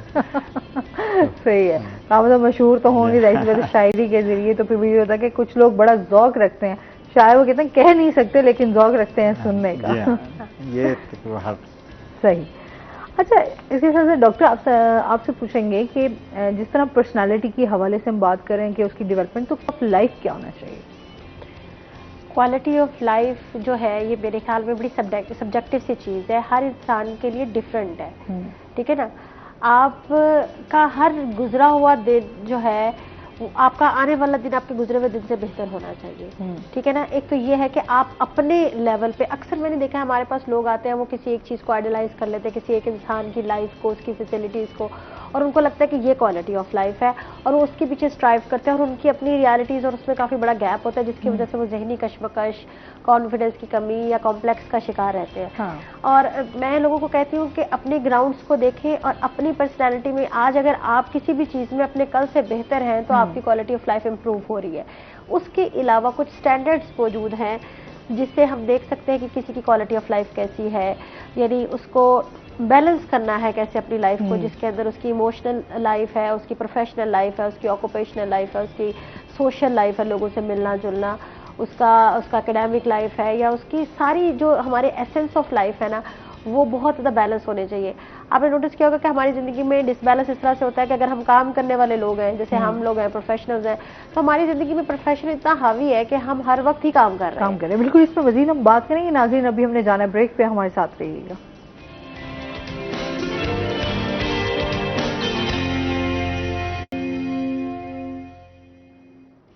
वेलकम बैक नाज़रीन, रोही एटेन में आपको खुश आमदीद कहते हैं। क्वालिटी ऑफ लाइफ पे बात कर रहे थे जी। तो मैं ये कह रही थी कि हम अपनी लाइफ में हर चीज़ को कई दफ़ा एक्सट्रीम पे ले जाते हैं। मतलब से फॉर एग्जांपल, अगर हमारे यंगस्टर्स हैं, वो कुछ बच्चे ऐसे हैं जो इंटरटेनमेंट को अपनी लाइफ में बहुत ज़्यादा ले आए हैं, बहुत रिलैक्सिंग एक्टिविटीज़ कर रहे हैं। कुछ लोग ऐसे हैं जो बिल्कुल ही नहीं कर रहे, कुछ लोग ऐसे हैं जो बहुत ज़्यादा वर्क कर रहे हैं, और कुछ लोग ऐसे हैं जो अपनी लाइफ में बाकी चीज़ें कर रहे हैं लेकिन अपनी प्रोफेशनल लाइफ को या अपनी एकेडमिक लाइफ को प्रॉपर टाइम नहीं दे रहे। जो डिसबैलेंस है ना, ये आपकी क्वालिटी ऑफ लाइफ को ख़राब करता है। यानी आपकी फिजिकल एक्टिविटी कुछ लोगों की बहुत ज़्यादा है, कुछ लोगों की बिल्कुल ही नहीं है। तो मुझे लगता है कि 4-5 एसेंस ऑफ डेली लाइफ आपको आइडेंटिफाई करने चाहिए, और उसमें फिर आपको बैलेंस करने की कोशिश करनी चाहिए। फैमिली टाइम दें, फ्रेंड्स को टाइम दें, अपनी ज़ात को टाइम दें, अपने प्रोफेशन को टाइम दें। अच्छा, ये तो बड़ा वो हमारा एक अब सबसे बड़ा मसला बन गया ना कि टाइम नहीं है। हाँ, ये मतलब हमने अगर अपनी ज़ात के लिए भी हम कहते हैं टाइम ही नहीं है हमारे पास कि हम अपनी ज़ात के लिए भी टाइम निकाल सकें। वो अगेन वही वाली बात है ना, प्रायोरिटी की बात है। कई दफ़ा हमें नहीं समझ आता। जैसे मैं अक्सर लोगों को जब कहती हूँ ना मी टाइम दे अपने आप को, तो उनको समझ नहीं आता मी टाइम का क्या मतलब है, या खुद को रिवॉर्ड दे। मैं अक्सर लोगों से जब पूछती हूँ ना कि आपने अपने आप को लास्ट टाइम गिफ्ट कब दिया था, तो लोग सोच में पड़ जाते हैं क्योंकि उन्होंने नहीं दिया होता। तो मुझे जहाँ तक लगता है कि अगर आप रोजाना आधा घंटा ही अपनी ज़ात के साथ गुजारें, अपने आप को स्कैन करें, अच्छा आज मैं किस बात पे परेशान था, किस पे मैं खुश हुआ, अच्छा मुझे किसने बॉदर किया, अच्छा मेरे दिमाग में क्या चल रहा है सारा दिन, तो आप अपने बहुत सारे कॉन्फ्लिक्ट्स को खुद से रिजॉल्व कर सकते हैं। अच्छा, जिस तरह आप समझती हैं कि जो ग्रूमिंग के लिए या अपनी पर्सनालिटी में चेंज लाने के लिए क्या चीज़ें इंपॉर्टेंट हैं कि हम वो चीज़ें करें और थोड़ा खुद में बेहतरी ला सकें? स्टेबिलिटी, ये बहुत मुश्किल चीज़ है। ये तो आपने एक बड़ा मुश्किल जवाब दिया है। मुझे जहाँ तक लगता है कि स्टेबिलिटी के पीछे भागना भी ऐसे नहीं चाहिए कि आप कहें कि जी हर चीज़ मेरी लाइफ में परफेक्ट होनी चाहिए। ठीक है, मैं लोगों को कहती हूँ कि लाइफ जो है वो अप्स एंड डाउन्स में है। लोग समझते हैं लाइफ बिल्कुल स्ट्रेट होनी चाहिए, खुशियां ही खुशियां होनी चाहिए। ऐसा पॉसिबल नहीं है। ऐसा पॉसिबल मोनोटोनस से तो इंसान बेजार हो जाता है। बल्कि मैं अक्सर लोगों को कहती हूँ हम वो कौम है जिन्होंने मन्नो सलवा खाने से भी इनकार कर दिया था, क्योंकि हम रोज, हालांकि बहुत डिलीशियस था, कि हम रोज एक चीज नहीं खा सकते। इंसान मोनोटोनस से बेजार हो जाता है। तो खुशी और गम का जो अल्लाह ताला ने पैटर्न दिया ना, हमें उसमें से स्मूथली निकलना चाहिए। हर चीज जो है वो अपने एक्सपेक्टेशंस पे रखनी चाहिए और हर चीज को हैंडल करना आना चाहिए। तो बेसिकली ये ग्रूमिंग है कि आपको पता हो कि अच्छा मुझे क्राइसिस है तो मैंने क्या करना है, मुझे फाइनेंशियल प्रॉब्लम्स है तो मुझे क्या करना है, मुझे इमोशनल प्रॉब्लम्स है तो मुझे क्या करना है। आपको अपना पता हो और आपको ये पता हो कि मुझे रिएक्ट कैसे करना है। अच्छा, सम टाइम होता है ना कि हम लोगों की पर्सनालिटी ऐसी नहीं होती, लेकिन जो हमारा रिएक्शन होता है वो बड़ा जो है वो बैड हो जाता है कि हम लोगों के सामने हम लोग अपने मसाइलों में बहुत ज्यादा उलझे हुए हैं ना। आजकल तो हमारे मसाइल इतने हैं, मैं हमेशा कहती हूँ मसाइल बहुत है हमारे। हम उलझे हुए हैं हर चीज में, कहीं ना कहीं हम फाइनेंशियली बहुत ज्यादा इस टाइम डिस्टर्ब है। फिर हमारी जो मुल्की सूरत हाल हो रही है उसमें भी बहुत सारे लोग जो है अब मेंटली तौर पर डिस्टर्ब हो चुके हैं बहुत ज्यादा। तो वो चीजें हमारी शख्सियत के ऊपर बहुत ज्यादा असरअंदाज कर रही हैं, उससे कैसे निकलें? ओके, देखिए सबसे पहली चीज जो आपने कहा ना कि बहुत सारे हमारे एनवायरनमेंट में फैक्टर्स हैं the way you think about it. मैं लोगों को हमेशा समझाती हूँ कि जो चीजें कभी भी इटसेल्फ आपके लिए डैमेजिंग या हार्मिंग नहीं होती, आप चीजों के बारे में सोचते कैसे हो, आप उसको परसीव कैसे करते हो, कई दफा वो बहुत ज्यादा बड़ा प्रॉब्लम होता है। तो अगेन, आप अगर चीजों के बारे में आपका पर्सपेक्टिव पॉजिटिव है, आप चीजों के बारे में अच्छा सोचते हो या न्यूट्रल सोचते हो, तो आप काफी हद तक चीजों से बच सकते हो। एक चीज होती है जिसको हम कहते हैं लोकस ऑफ कंट्रोल। इसका मतलब होता है कि क्या आप चीजों को कंट्रोल कर सकते हो कि नहीं। अब इसके दो पैटर्न्स होते हैं, या इंटरनल या एक्सटर्नल। जिंदगी में स्ट्रेस मैनेजमेंट के लिए सिर्फ एक ही बात है कि अगर आपको किसी चीज का स्ट्रेस हो रहा है तो सबसे पहला फिल्टर आप उस पर ये लगाएं कि क्या मैं एज अ ह्यूमन इसको कंट्रोल कर सकता हूँ। बिल्कुल, इस पे मजीद बात करते हैं। कॉलर है हमारे साथ। अस्सलाम वालेकुम। अस्सलाम वालेकुम जी, बिलाल है हमारे साथ, क्या कहना चाहेंगे? टीवी का वॉल्यूम काइंडली बंद कर दें। टीवी का वॉल्यूम है। जब भी कॉल मिलाएं प्लीज। हमें ना बहुत सारे लोग ऐसा करते हैं कि वो टीवी से अपनी आवाज सुनने की कोशिश कर रहे होते हैं, हालांकि आपकी कॉल मिली हुई होती है, तो फिर इस तरह ये होता है कि हम डिस्टर्ब हो जाते हैं, ना आप बात कर सकते हैं ना हम आपसे बात कर सकते हैं। तो काइंडली जब भी कॉल मिलाएं तो डायरेक्ट हमसे बात कर लिया करें ताकि बात करने में आसानी हो जाए। जी जी, तो अगर तो आपको लगता है कि जिस चीज का मैं स्ट्रेस ले रहा हूँ एज अ ह्यूमन मैं उसको कंट्रोल कर सकता हूँ, तो आप एफर्ट्स करें। लेकिन अगर आपको लगता है कि ये चीजें ऐसी हैं जो मेरी कैपेसिटी से बाहर है, मसलन कोई क्या बिहेव कर रहा है, कोई क्या सोच रहा है, कोई क्या कर रहा है, वो एक इंसान नहीं कंट्रोल कर सकता, तो इसका मतलब है लोकस ऑफ कंट्रोल जो है वो एक्सटर्नल है, आप नहीं उसमें जा सकते। मसला ये आता है कि हम उन चीजों को इग्नोर करते हैं जो हम कर सकते हैं, और हम उन चीजों को कंट्रोल करने की कोशिश करते हैं जो ह्यूमन कैपेसिटी से बाहर की चीजें होती हैं, तो हम स्ट्रेस में जाते हैं। तो थोड़ा बहुत अंडरस्टैंडिंग अगर आप डेवलप कर लें, इमोशंस को हावी होने के बजाय लॉजिक्स को रखें अपने जहन में, तो चीजें हैंडल करना आसान हो जाती है। अब इन्फ्लेशन है, अब ये चीज हम नहीं कंट्रोल कर सकते, मुल्क की सूरत हाल है, उसमें हम रोल प्ले इस हद तक कर सकते हैं कि अगर हमें कुछ ठीक लग रहा है तो हम वो करें, हम उसके ऊपर बात करें, लेकिन कहीं जाके चीजों को सूरत हाल को हम नहीं बदल सकते, तो उसके बारे में स्ट्रेस लेना वो हमारी ही पर्सनैलिटी को डैमेज करेगा। बिल्कुल। कॉलर है हमारे साथ। अस्सलाम वालेकुम जी, बिलाल है हमारे साथ। बिलाल है, क्या कहना चाहेंगे?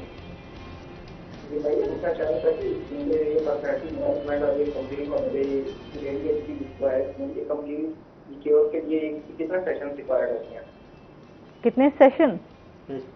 ठीक है जी। देखिए, मैं इसमें अगेन वही वाली बात कर रही हूँ कि डिपेंड करता है कि हमारे साथ पेशेंट किस तरह से चलता है क्योंकि हम एज अ साइकोलॉजिस्ट किसी भी पेशेंट को या कोई भी हमारे पास आता है उसको पाथवे बताते हैं, हम उसको आइडेंटिफाई करते हैं कि ये प्रॉब्लम्स है और उसके ये तरीकाकार है। मतलब साइकोलॉजिस्ट ऐसे है जैसे वो आपको रास्ता दिखाएगा, चलना आपने है। जितना आप कंट्रीब्यूट करते हो, जितना हम टास्क देते हैं, हम जैसे थॉट रिकॉर्ड्स देते हैं, हम थॉट मैनेजमेंट देते हैं, थॉट्स को चेंज करने के पैटर्न्स देते हैं, जितना हमारे पेशेंट उसको फॉलो करते हैं, जितना उसके ऊपर वर्क करते हैं, उतनी जल्दी वो बेहतर हो जाते हैं। तो वो डिपेंड करता है एक तो सेवेरिटी ऑफ प्रॉब्लम पे, किसी के बहुत सेवेयर प्रॉब्लम्स है उनको टाइम लग जाता है, और दूसरी बात कि आपका लेवल ऑफ इन्वॉल्वमेंट पे। कुछ लोग बहुत इन्वॉल्व होते हैं, बहुत ज्यादा फॉलो करते हैं, तो वो जल्दी मैनेज हो जाते हैं। तो स्पेसिफिक नंबर हम डिसाइड नहीं कर सकते क्योंकि इसमें एक्सटर्नल फैक्टर्स बहुत सारे आ जाते हैं। सही, ठीक हो गया। अच्छा सर, जिस तरह हम शायरी की बात कर रहे हैं तो थोड़ा सा आपके पेशे के हवाले से भी बात करेंगे। लॉयर्स के हवाले से और इंसाफ के हवाले से बात करूंगी कि हम इंसाफ की एक दौर में लगे हुए हैं कि किस तरह इंसाफ को बेहतर किया जा सकता है। सूरत हाल ये है कि हमारे यहाँ कानून की जो तालीम है और तफहीम है इससे लोग दूर हैं। अगर सही मानों में तरबियत की जाए माशरती तौर पर, तो इंसाफ के दरवाजे खुद ब खुद खुलते चले जाते हैं। हमारे यहाँ हम हकूक़ की बात तो करते हैं लेकिन अपने फ़राइज़ की तरफ हमारी तवज्जो नहीं होती। कि मिसाल के तौर पर ये तो हमें पता है कि जी इशारे की पाबंदी करनी है, लेकिन कोई अगर इशारे को तोड़ता है उस पर हमारा क्या रद्द अमल होना चाहिए। ये ज़रूरी तो नहीं कि इसको कंट्रोल पुलिस करे, रियासत करे, हमारे अपने अंदर भी कानून की पासदारी की भी बात होनी चाहिए। तो इंसाफ एक बड़ी वसी तर टर्म है। हमारे यहाँ बहुत सारी बातें जो हैं वो माशरे में अदम इंसाफ की जो बड़ी वजह है वो सिर्फ़ और सिर्फ ये है कि हमारे पास इब्लाग नहीं है कि हमने चीज़ों को किस तरह संभालना है। ये मुल्क हमारा है और इसको बेहतर अंदाज में चलाने के लिए हर आदमी अगर अपने अपने अंदाज में अपनी अपनी जिम्मेदारियों को पूरा करे तो ये माशरा खूबसूरत हो सकता है। लेकिन बात वहीं आ जाती है ना कि करें कैसे, जिम्मेदारियों पे अपनी आए कैसे। इसके लिए जैसा कि ये आपका चैनल है, इसके ज़रिए भी ये एक तबलीग है कॉलेजेस में, स्कूलों में बच्चों की। असल में आजकल सूरत हाल ये है कि तालीमी अदारों में तालीम तो दी जा रही है लेकिन तरबियत का फौजदान है। तरबियत के निज़ाम को फ़रोग़ देना चाहिए और जब तरबियत सही मानों में हो जाएगी तो खुद ब खुद एक माशरती हुस्न पैदा होगा।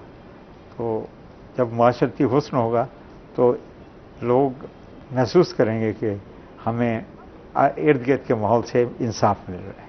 सही। तो आप मुशायरे में कहाँ कहाँ गए हैं या सिर्फ मुल्तान में ही? नहीं, मैंने अल्हम्दुलिल्लाह मुल्क से बाहर भी, मैं एक मरतबा जद्दा में एक तरीब जैसे ये रदीफ़ के मुशायरे होते हैं, ये पूरी दुनिया में होते हैं, तो उसमें मैंने शिरकत की। कतर में गया हूँ। अच्छा। और पाकिस्तान के भी तकरीबन तमाम बड़े शहरों में मैंने मुशायरे पढ़े हैं और बड़े मुशायरे पढ़े हैं, आल पाकिस्तान मुशायरे। सही। तो कैसा एक्सपीरियंस रहा जब आप बाहर आपने मुशायरे पढ़े? वाजिद,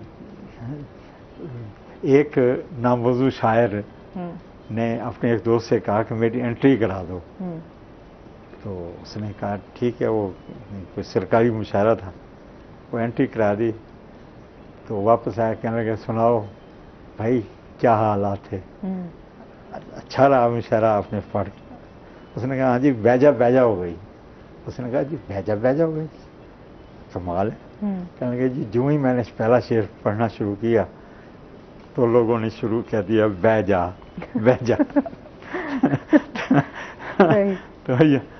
तो एक्सपीरियंस तो इसी तरह के होते हैं। बहरहाल अल्लाह की बहुत मेहरबानी है कि जहाँ भी जाते हैं। मैं कॉलेज के ज़माने में अब वो निज़ाम, उस निज़ाम को भी दोबारा बहाल करने की ज़रूरत है। हमारे यहाँ तालीमी अदारों में बैनुल-कुल्लियाती तकारीब होती थी, मुशायरे होते थे, डिबेट्स होती थी, खेल होते थे। उन मुशायरों की वजह से बहुत बड़े बड़े नाम शायरी के वो सामने आए हैं, उन मुशायरों ने ग्रूमिंग की। तो मैंने भी अपने कॉलेज के ज़माने में तकरीबन 100 से ज़्यादा इनामात मुख्तलिफ बैनुल-कुल्लियाती मुशायरों में मैंने हासिल की। कई गोल्ड मेडल मुझे मिले। तो और उससे एक तो शायरी को फ़रोग़ मिलता है, एक हौसला अफजाई की सूरत हाल बनती है, और दूसरा ये है कि शौक़ पैदा होता है नस्ल नौ को दूसरी सरगर्मियों की वजह। आज कल तो मैंने देखा है कि मैं पिछले दिनों लाहौर जा रहा था, हम 4 दोस्त गाड़ी में बैठे थे, तो चारों अपने अपने मोबाइल पे लगे रहे। लाहौर पहुँचे तो एक दोस्त कहने लगे देखें क्या ज़माना आ गया है। पहले कहते थे कि सफ़र में आदमी एक दूसरे से बहुत सीखता था, अब हमने ये 350 किलोमीटर का सफ़र किया लेकिन किसी ने किसी से बात नहीं की।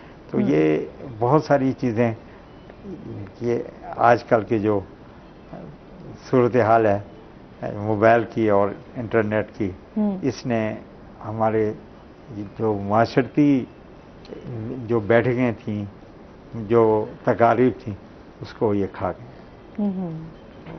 अच्छा, बाकी ये हमारे यहाँ बहुत ज़्यादा हो गया। अब कम्युनिकेशन गैप जो है ना वो बढ़ता जा रहा है, बहुत बढ़ गया दिन ब दिन। हम मोबाइल को तो इस्तेमाल कर ही रहे हैं, आखिर उसके फ़वाइद भी हैं तो नुकसानात भी बहुत ज़्यादा हैं। लेकिन ये है कि चीज़ें अब हमारी काफ़ी हद तक, जैसे एक फैमिलीज़ के साथ बैठना, फैमिलीज़ के साथ टाइम स्पेंड करना, आपका अपने लिए टाइम निकालना, वो चीज़ें कहीं बहुत दूर रह गई हैं। तो उसके लिए जो अल्लाह करे कि वो निज़ाम फिर से आए कि हम एक दूसरे के साथ मिलकर। अच्छा, मैंने ये देखा कि सोहबत इंसान को बहुत सिखाती है। उलमा की सोहबत में जब हम बैठते हैं तो कई किताबों से वो के मुताले से वो चीज़ नहीं मिलती जो किसी आलिम के साथ कुछ दिन कुछ वक्त गुजारने में जो चीज़ें हमें मुयस्सर आती हैं वो बहुत बड़ा इनाम होता है। कई चीज़ें, क्योंकि उनके सामने दोनों चीज़ें हैं, एक्सपीरियंस और मुताला का निचोड़। जो कई किताबें पढ़ी होती हैं उनका वो निचोड़ जो है वो सामने आता है। बिल्कुल। अच्छा, जिस तरह अनम हम लोग जैसे भी मोबाइल की भी हम बात कर रहे थे, सोशल मीडिया की वजह से भी हमारे ऊपर जो है वो काफ़ी इफेक्ट्स हैं। फिर आपने बात की थी कि हम लोग एक दूसरे से ना कॉम्प्लेक्स भी बहुत जाता है, क्योंकि एक की पर्सनालिटी बहुत अच्छी है तो दूसरा जो है उसको देखते हुए बहुत ज़्यादा उसमें डाउन चला जाता है, फिर या तो डिप्रेशन में चला जाता है या उसका रिएक्शन इतना बुरा हो जाता है कि वो अगले को नुकसान पहुंचाने पर आ जाते हैं। बिल्कुल ऐसे ही। इसके हवाले से आप क्या कहना चाहेंगे? देखिए, सोशल मीडिया जो है वो नॉन सेंसर्ड, अनफिल्टर्ड है। हर इंसान उस पर कुछ भी डाल सकता है और आप बहुत सारी चीजें देख रहे हो उसके ऊपर। आप जिंदगी में ग्रोइंग अप एज में जो चीजें देखते हो वो आपके दिमाग का हिस्सा और आपकी पर्सनैलिटी का हिस्सा बनती है। जैसे मैंने आपको पहले भी कहा था, मिसाल के तौर पर अगर आपने किसी का एक्सपीरियंस देख लिया, आपने खुदा ना खासा किसी का कोई हादसा देख लिया है, कोई ऐसी चीज देख ली है, तो वो चीज जो है वो आपके अपने दिमाग के ऊपर एक स्टेप बन जाती है। तो सोशल मीडिया चूंकि अनफिल्टर्ड है, बहुत सारी चीजें इस पे मौजूद हैं, तो वो लोगों में अभी जजमेंटल पावर नहीं है कि जो दिखाया जा रहा है कि क्या वो वाकई रियलिटी है या नहीं है। ठीक है। और इंसान के अंदर ना इनेंट एक चीज है जिसको आमतौर पे हम कहते हैं कि टेंडेंसी टू बी कॉम्प्लेक्स, कि आप बहुत जल्दी लोगों को देख के आपको लगता है कि ये मेरी जिंदगी में बेहतर है, और अपने सेल्फ डाउट का शिकार लोग बहुत जल्दी हो जाते हैं। वो एवरी वो हर चमकती चीज जो है वो सोना लग रही होती है। ठीक है। अब जाहिर बात है, मैं अक्सर लोगों को ये समझाती हूँ कि ये बिल्कुल बड़ी क्लियर सी बात है कि आप सोशल मीडिया पे वही डालोगे जो आप लोगों को दिखाना चाहते हो। अब वो कभी भी नहीं डालोगे जो आप नहीं दिखाना चाहते। तो इंसान की जिंदगी मजबूआ होती है बहुत सारी ऐसी चीजों का जो वो नहीं दिखाना चाहता किसी को। तो हम एक इंसान को परसीव करते हैं उसी पर्सपेक्टिव में जो वो हम देख रहे होते हैं। तो ये वन साइडेड है। फिर दूसरी चीज ये कि फायदा भी बहुत है सोशल मीडिया का। खासतौर पे अभी रिसेंट कुछ अरसे में मैं ये देख रही थी कि आज की जनरेशन जितनी अवेयर है अपने मुल्क के हालात को लेके, अपनी पॉलिटिकल कंडीशंस को लेके, दुनिया में क्या हो रहा है इस चीज को लेके, नई नई डेवलपमेंट को लेके, ये पहले नहीं था। ये पहले नहीं था। अब एक बच्चे को भी पता है कि कहाँ पे क्या डेवलपमेंट हो रही है। पहले हमारे पास लिमिटेड चीजें थी, उस पर हम लोगों का होता था कि अच्छा कुछ है कुछ। अब तो आपको सोशल मीडिया दुनिया भर से आपको हर चीज आपके पास अवेलेबल है और आप देख रहे हो, और आप खुद को भी ब्रॉडकास्ट कर रहे हो। मैंने देखा है कि छोटे छोटे बच्चे अपने आप को ब्रॉडकास्ट करते हैं, अपनी वीडियोस लगा रहे हैं। उसमें नुकसान भी है लेकिन उसमें फायदा भी है कि कॉन्फिडेंस भी बहुत है लोगों में आता जा रहा वक्त के साथ। अभी हम रिसेंटली मेरी अपनी फ्रेंड की बेटी है तो वो यूट्यूब पे अपने आप को लाइव उसमें जाती है, उसके छोटे छोटे क्लिप्स बनाकर वीडियो के वो यूट्यूब पे अपलोड करती है। कभी वो खाने के ऊपर बात कर रही है, कभी डिफरेंट, कभी एजुकेशन पे। तो मैं उस बच्ची पे बड़ी हैरान हूँ कि माशाल्लाह अभी बच्चों में टैलेंट है। तो देखते हुए सोशल मीडिया के अच्छा लोग कर रहे हैं ना पहले। अब अगर हमारे पास कई ऐसे पेशेंट्स हैं जो अपनी स्ट्रगल लोगों के साथ शेयर करते हैं, कैसे उनको प्रॉब्लम्स हुए, कैसे उन्होंने थेरेपीज ली, कैसे वो उसमें से निकले, तो वो एक नए इंसान के लिए बड़ी मोटिवेशन होती है कि अच्छा ये भी मेरे जैसा था और अब ये इस लेवल पे आ गया है। बिल्कुल ऐसे ही है। अच्छा, बच्चों की एक तो होगी ना ये बात कि हम लोगों ने किस तरह के मिसाइल, बच्चों की ग्रूमिंग और बच्चों की पर्सनालिटी को कैसे डेवलप करना है। देखिए, बच्चा, मैं आपको बता रही हूँ ना कि अक्सर लोगों को लगता है कि बच्चा छोटा है, इसको समझ नहीं आएगा, इसको पता नहीं है। बच्चा अपने पैदा होने के 15 मिनट में आपको बता देता है कि मैं कैसा बच्चा होने वाला हूँ, कि मैं या इजी बच्चा हूँ या मैं टफ बच्चा हूँ। अच्छा, अब जब बच्चा थोड़ा बड़ा हो रहा होता है तो वो हर चीज ऑब्जॉर्व करता है, जिसमें सबसे इंपॉर्टेंट चीज होती है पेरेंटिंग। हम बच्चे की परवरिश कैसे कर रहे हैं। अब हर पेरेंट क्या करता है, कई दफा अपनी जैसी पेरेंटिंग हमने रिसीव की होती है ना, हमें लगता है कि वही पेरेंटिंग जो है ना हमें करनी चाहिए। अब्बा जी हमें मारते थे तो हम भी मारेंगे, हमें लगता है हमारा राइट है, ठीक है, क्योंकि हमें मार पड़ी है। तो अगर आप नहीं भी मार रहे ना, इनकेस अगर आप नहीं भी मार रहे तो आप बच्चे को जताते हो कि देखो जी मेरा अब्बा तो मुझे मारता था, मैं तुम्हें नहीं मारता। अच्छा, ये हमारे पेरेंट्स की है, ये तो हमने और क्या जी हमने इतनी मारे खाई है, तो तुम लोग भी खा लोगे तो क्या हो जाएगा। वो पूरा जनरेशन चेंज होगी, वो ऑरा चेंज हो गया। आज का बच्चा डिस्कशन मांगता है कि मुझे बताओ कि मैंने कहाँ गलत किया। ठीक है। तो पेरेंटिंग के मुख्तलिफ तरीकेकार होते हैं। आमतौर पर पेरेंटिंग आप वैसे ही करते हो एज अ पेरेंट जैसी आपने रिसीव की होती है। ये अनफॉर्चुनेटली ये भी इनहेरिटेड है। आप डिसएग्री करते रहो सारी जिंदगी अपनी पेरेंटिंग से, ultimately you will ended up being a same parent. उसके अलावा पेरेंटिंग में कुछ लोग ऐसे होते हैं जो बड़े अथॉरिटेटिव होते हैं, बस बोल दिया, कुछ बड़े ओवर इंडल्जिंग बच्चे की लाइफ में घुसे रहे, कुछ बिल्कुल निगलेक्ट कर रहे। ये तमाम चीजें बच्चे की ग्रूमिंग पे असर करती है। अच्छा, दूसरी चीज ये कि बच्चा जब आपसे इख्तलाफ करने लगे किसी चीज पे, मुझे लगता है उसको सेलिब्रेट करना चाहिए। लोग इसको बड़ा ऑफेंड हो जाते हैं, क्योंकि अगर बच्चा आपकी राय से मुतफिक नहीं है, इसका मतलब है बच्चा इंडिपेंडेंट सोच रखने लग गया है। अब आपका बच्चा आपके इख्तियार से निकल के खुद से सोच रहा है, और ये एक इंसान की पर्सनैलिटी की डेवलपमेंट का एक बहुत बड़ा स्टेज है। हम उसको स्नब कर देते हैं, हम उसको 30s तक स्नब करते हैं कि नहीं भी तुम्हें नहीं पता, नहीं भी तुम्हें नहीं पता। फिर एक दम पे उसमें जब लाइफ छोड़ दी जाती है, जब जाहिर बात है वालिदैन ने कभी ना कभी तो जाना होता है, फिर एक इंसान एडल्ट लाइफ में आके कंफ्यूज होता है। फिर वो अपने बच्चों के लिए भी गलत फैसले कर रहा होता है, अपने लिए भी गलत फैसले कर रहा होता है, क्योंकि 30 साल की उम्र तक, 40 साल की उम्र तक उसने कोई फैसला ही नहीं लिया होता। हाँ, बिल्कुल ऐसे ही फैसला लेना आसान नहीं हो रहा, हाँ, कंफ्यूज रहता है। मैं कहती हूँ आप अपने बच्चे को मार्केट लेके जाए, उसको बोले अगर आपने शर्ट खरीदनी है बेटा आप खुद खरीद ले, चाहे वो पिंक कलर की शर्ट खुद उठा ले, उसको करने तो दे डिसीजन छोटा सा भी। तो ये चीजें बहुत जरूरी है, हमें पेरेंट्स को सिखाने की जरूरत है कि अगर बच्चा आपका कुछ बात कर रहा है, मैं अक्सर लोगों को कहती हूँ कि बच्चे की छोटी छोटी बातें सुने ताकि बच्चा आपको बड़ी बड़ी बातें शेयर करे, और बच्चे के साथ बॉन्ड बनाए। बच्चे की इख्तलाफ, बच्चे की आप किसी डेविएट कर रही है कोई बात, उसको सुने, अंडरस्टैंड करें, क्योंकि आप एक इंसान बना रहे हो पूरा। हाँ, और जरूरी नहीं है कि वो आपके जैसा हो। बिल्कुल ऐसे ही है। और तो जाहिर सी बात है हर बंदे की सोच डिफरेंट है, सोचने का नजरिया चेंज है।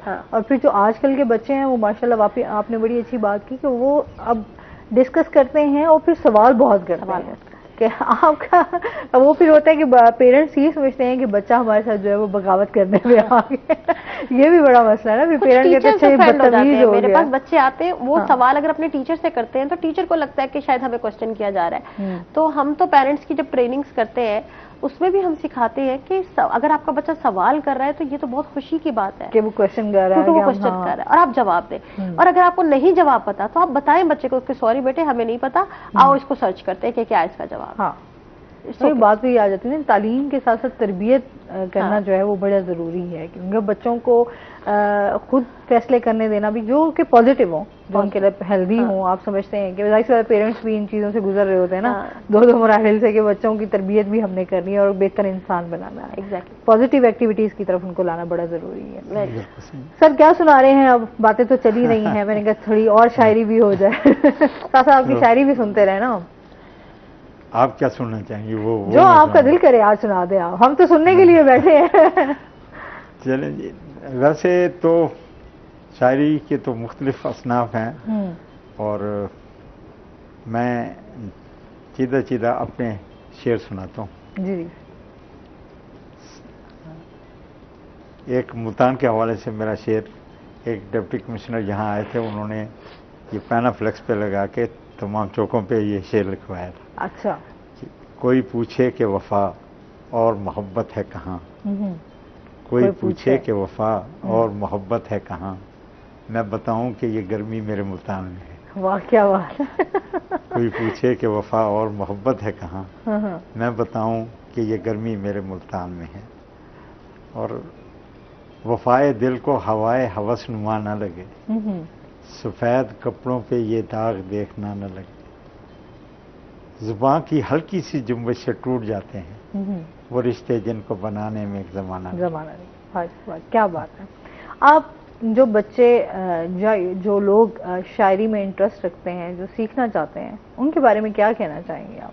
दो बातें हैं। अगर वो एक तो कोशिश करें कि जो अदबी तकरीबात होती हैं उसमें वो शिरकत करें। सुनने से बहुत कुछ इंसान हासिल करता है। और असातिज़ा की किताबें पढ़ें। शायरी की तरफ कोई शख्स ये चाहे कि मैं शेर कहना शुरू करूं तो उसे कम से कम 5000 अशआर जो हैं वो उसका मुताला करना चाहिए। सही। और शायरी में क्योंकि ये एक हमाजहत किस्म की चीज़ है, इसमें गहरे मुताले की ज़रूरत होती है। सही। तो मुताले की आदत जो है अब ये भी हमारी इस दौर में ख़त्म होती जा रही है। वो ठीक है, इंटरनेट के ज़रिए, मोबाइल के ज़रिए अवेयरनेस बहुत ज़्यादा आई है, लेकिन जो सही एक समत का तयन ये इसका फुकदान होता जा रहा है। तो उसके लिए नए आने वाले दोस्तों से मैं ये गुजारिश करूँगा कि वो देखें कि उनके शहर में कहाँ कोई अदबी तकरीब होती है, उसमें शिरकत किया करें। उससे और जब असातिज़ा को सुनेंगे, बड़े बड़े लोगों को सुनेंगे, तो आज खुद एक तो इश्तियाक बढ़ता है, दूसरा इना आता है कि उन्होंने इस अंदाज में ये बात कही। वो फिर मैं अपनी बात करता हूँ, मेरे वालिद के जो उस्ताद थे ऐश फिरोजपुरी, वो पाकिस्तान में कोयटा में सेटल थे, फिरोजपुर से हिजरत करके आए। वो सर्दियों में हमारे यहाँ आ जाया करते थे, 3-3 महीने वो यहाँ हमारे यहाँ स्टे करते थे। तो उनके आने से यहाँ बड़े बड़े जो शायर हजरात हैं वो भी हमारे गरीब खाने पे आते थे, मजलिसें होती थी, सारा दिन लोग बैठते। यानी मैंने उन्हें सुनकर बड़े शायरों को, 7वीं जमात में मैंने एक नज़्म कही, बच्चे और अमन, और मेरे जो स्कूल के हेडमास्टर थे उन्होंने मुझे कंधे पे उठा लिया। उस ज़माने में 5 रुपये बड़ी अमाउंट थी, तो उन्होंने मुझे 5 रुपये अपनी जेब से मुझे इनाम दिया कि ये। सर बहुत शुक्रिया, बहुत अच्छा लगा आप हमारे शो में आए, आपका बहुत शुक्रिया डॉक्टर साहिबा। और इसके साथ ही नाज़रीन, आज का प्रोग्राम यहीं पे ख़त्म हुआ। अपना बहुत सारा ख्याल रखिएगा, दुआओं में याद रखिएगा। इंशाल्लाह ज़िंदगी ने साथ दिया तो सुबह आपसे फिर मुलाकात होगी। अल्लाह हाफ़िज़। बहुत मेहरबानी आपका।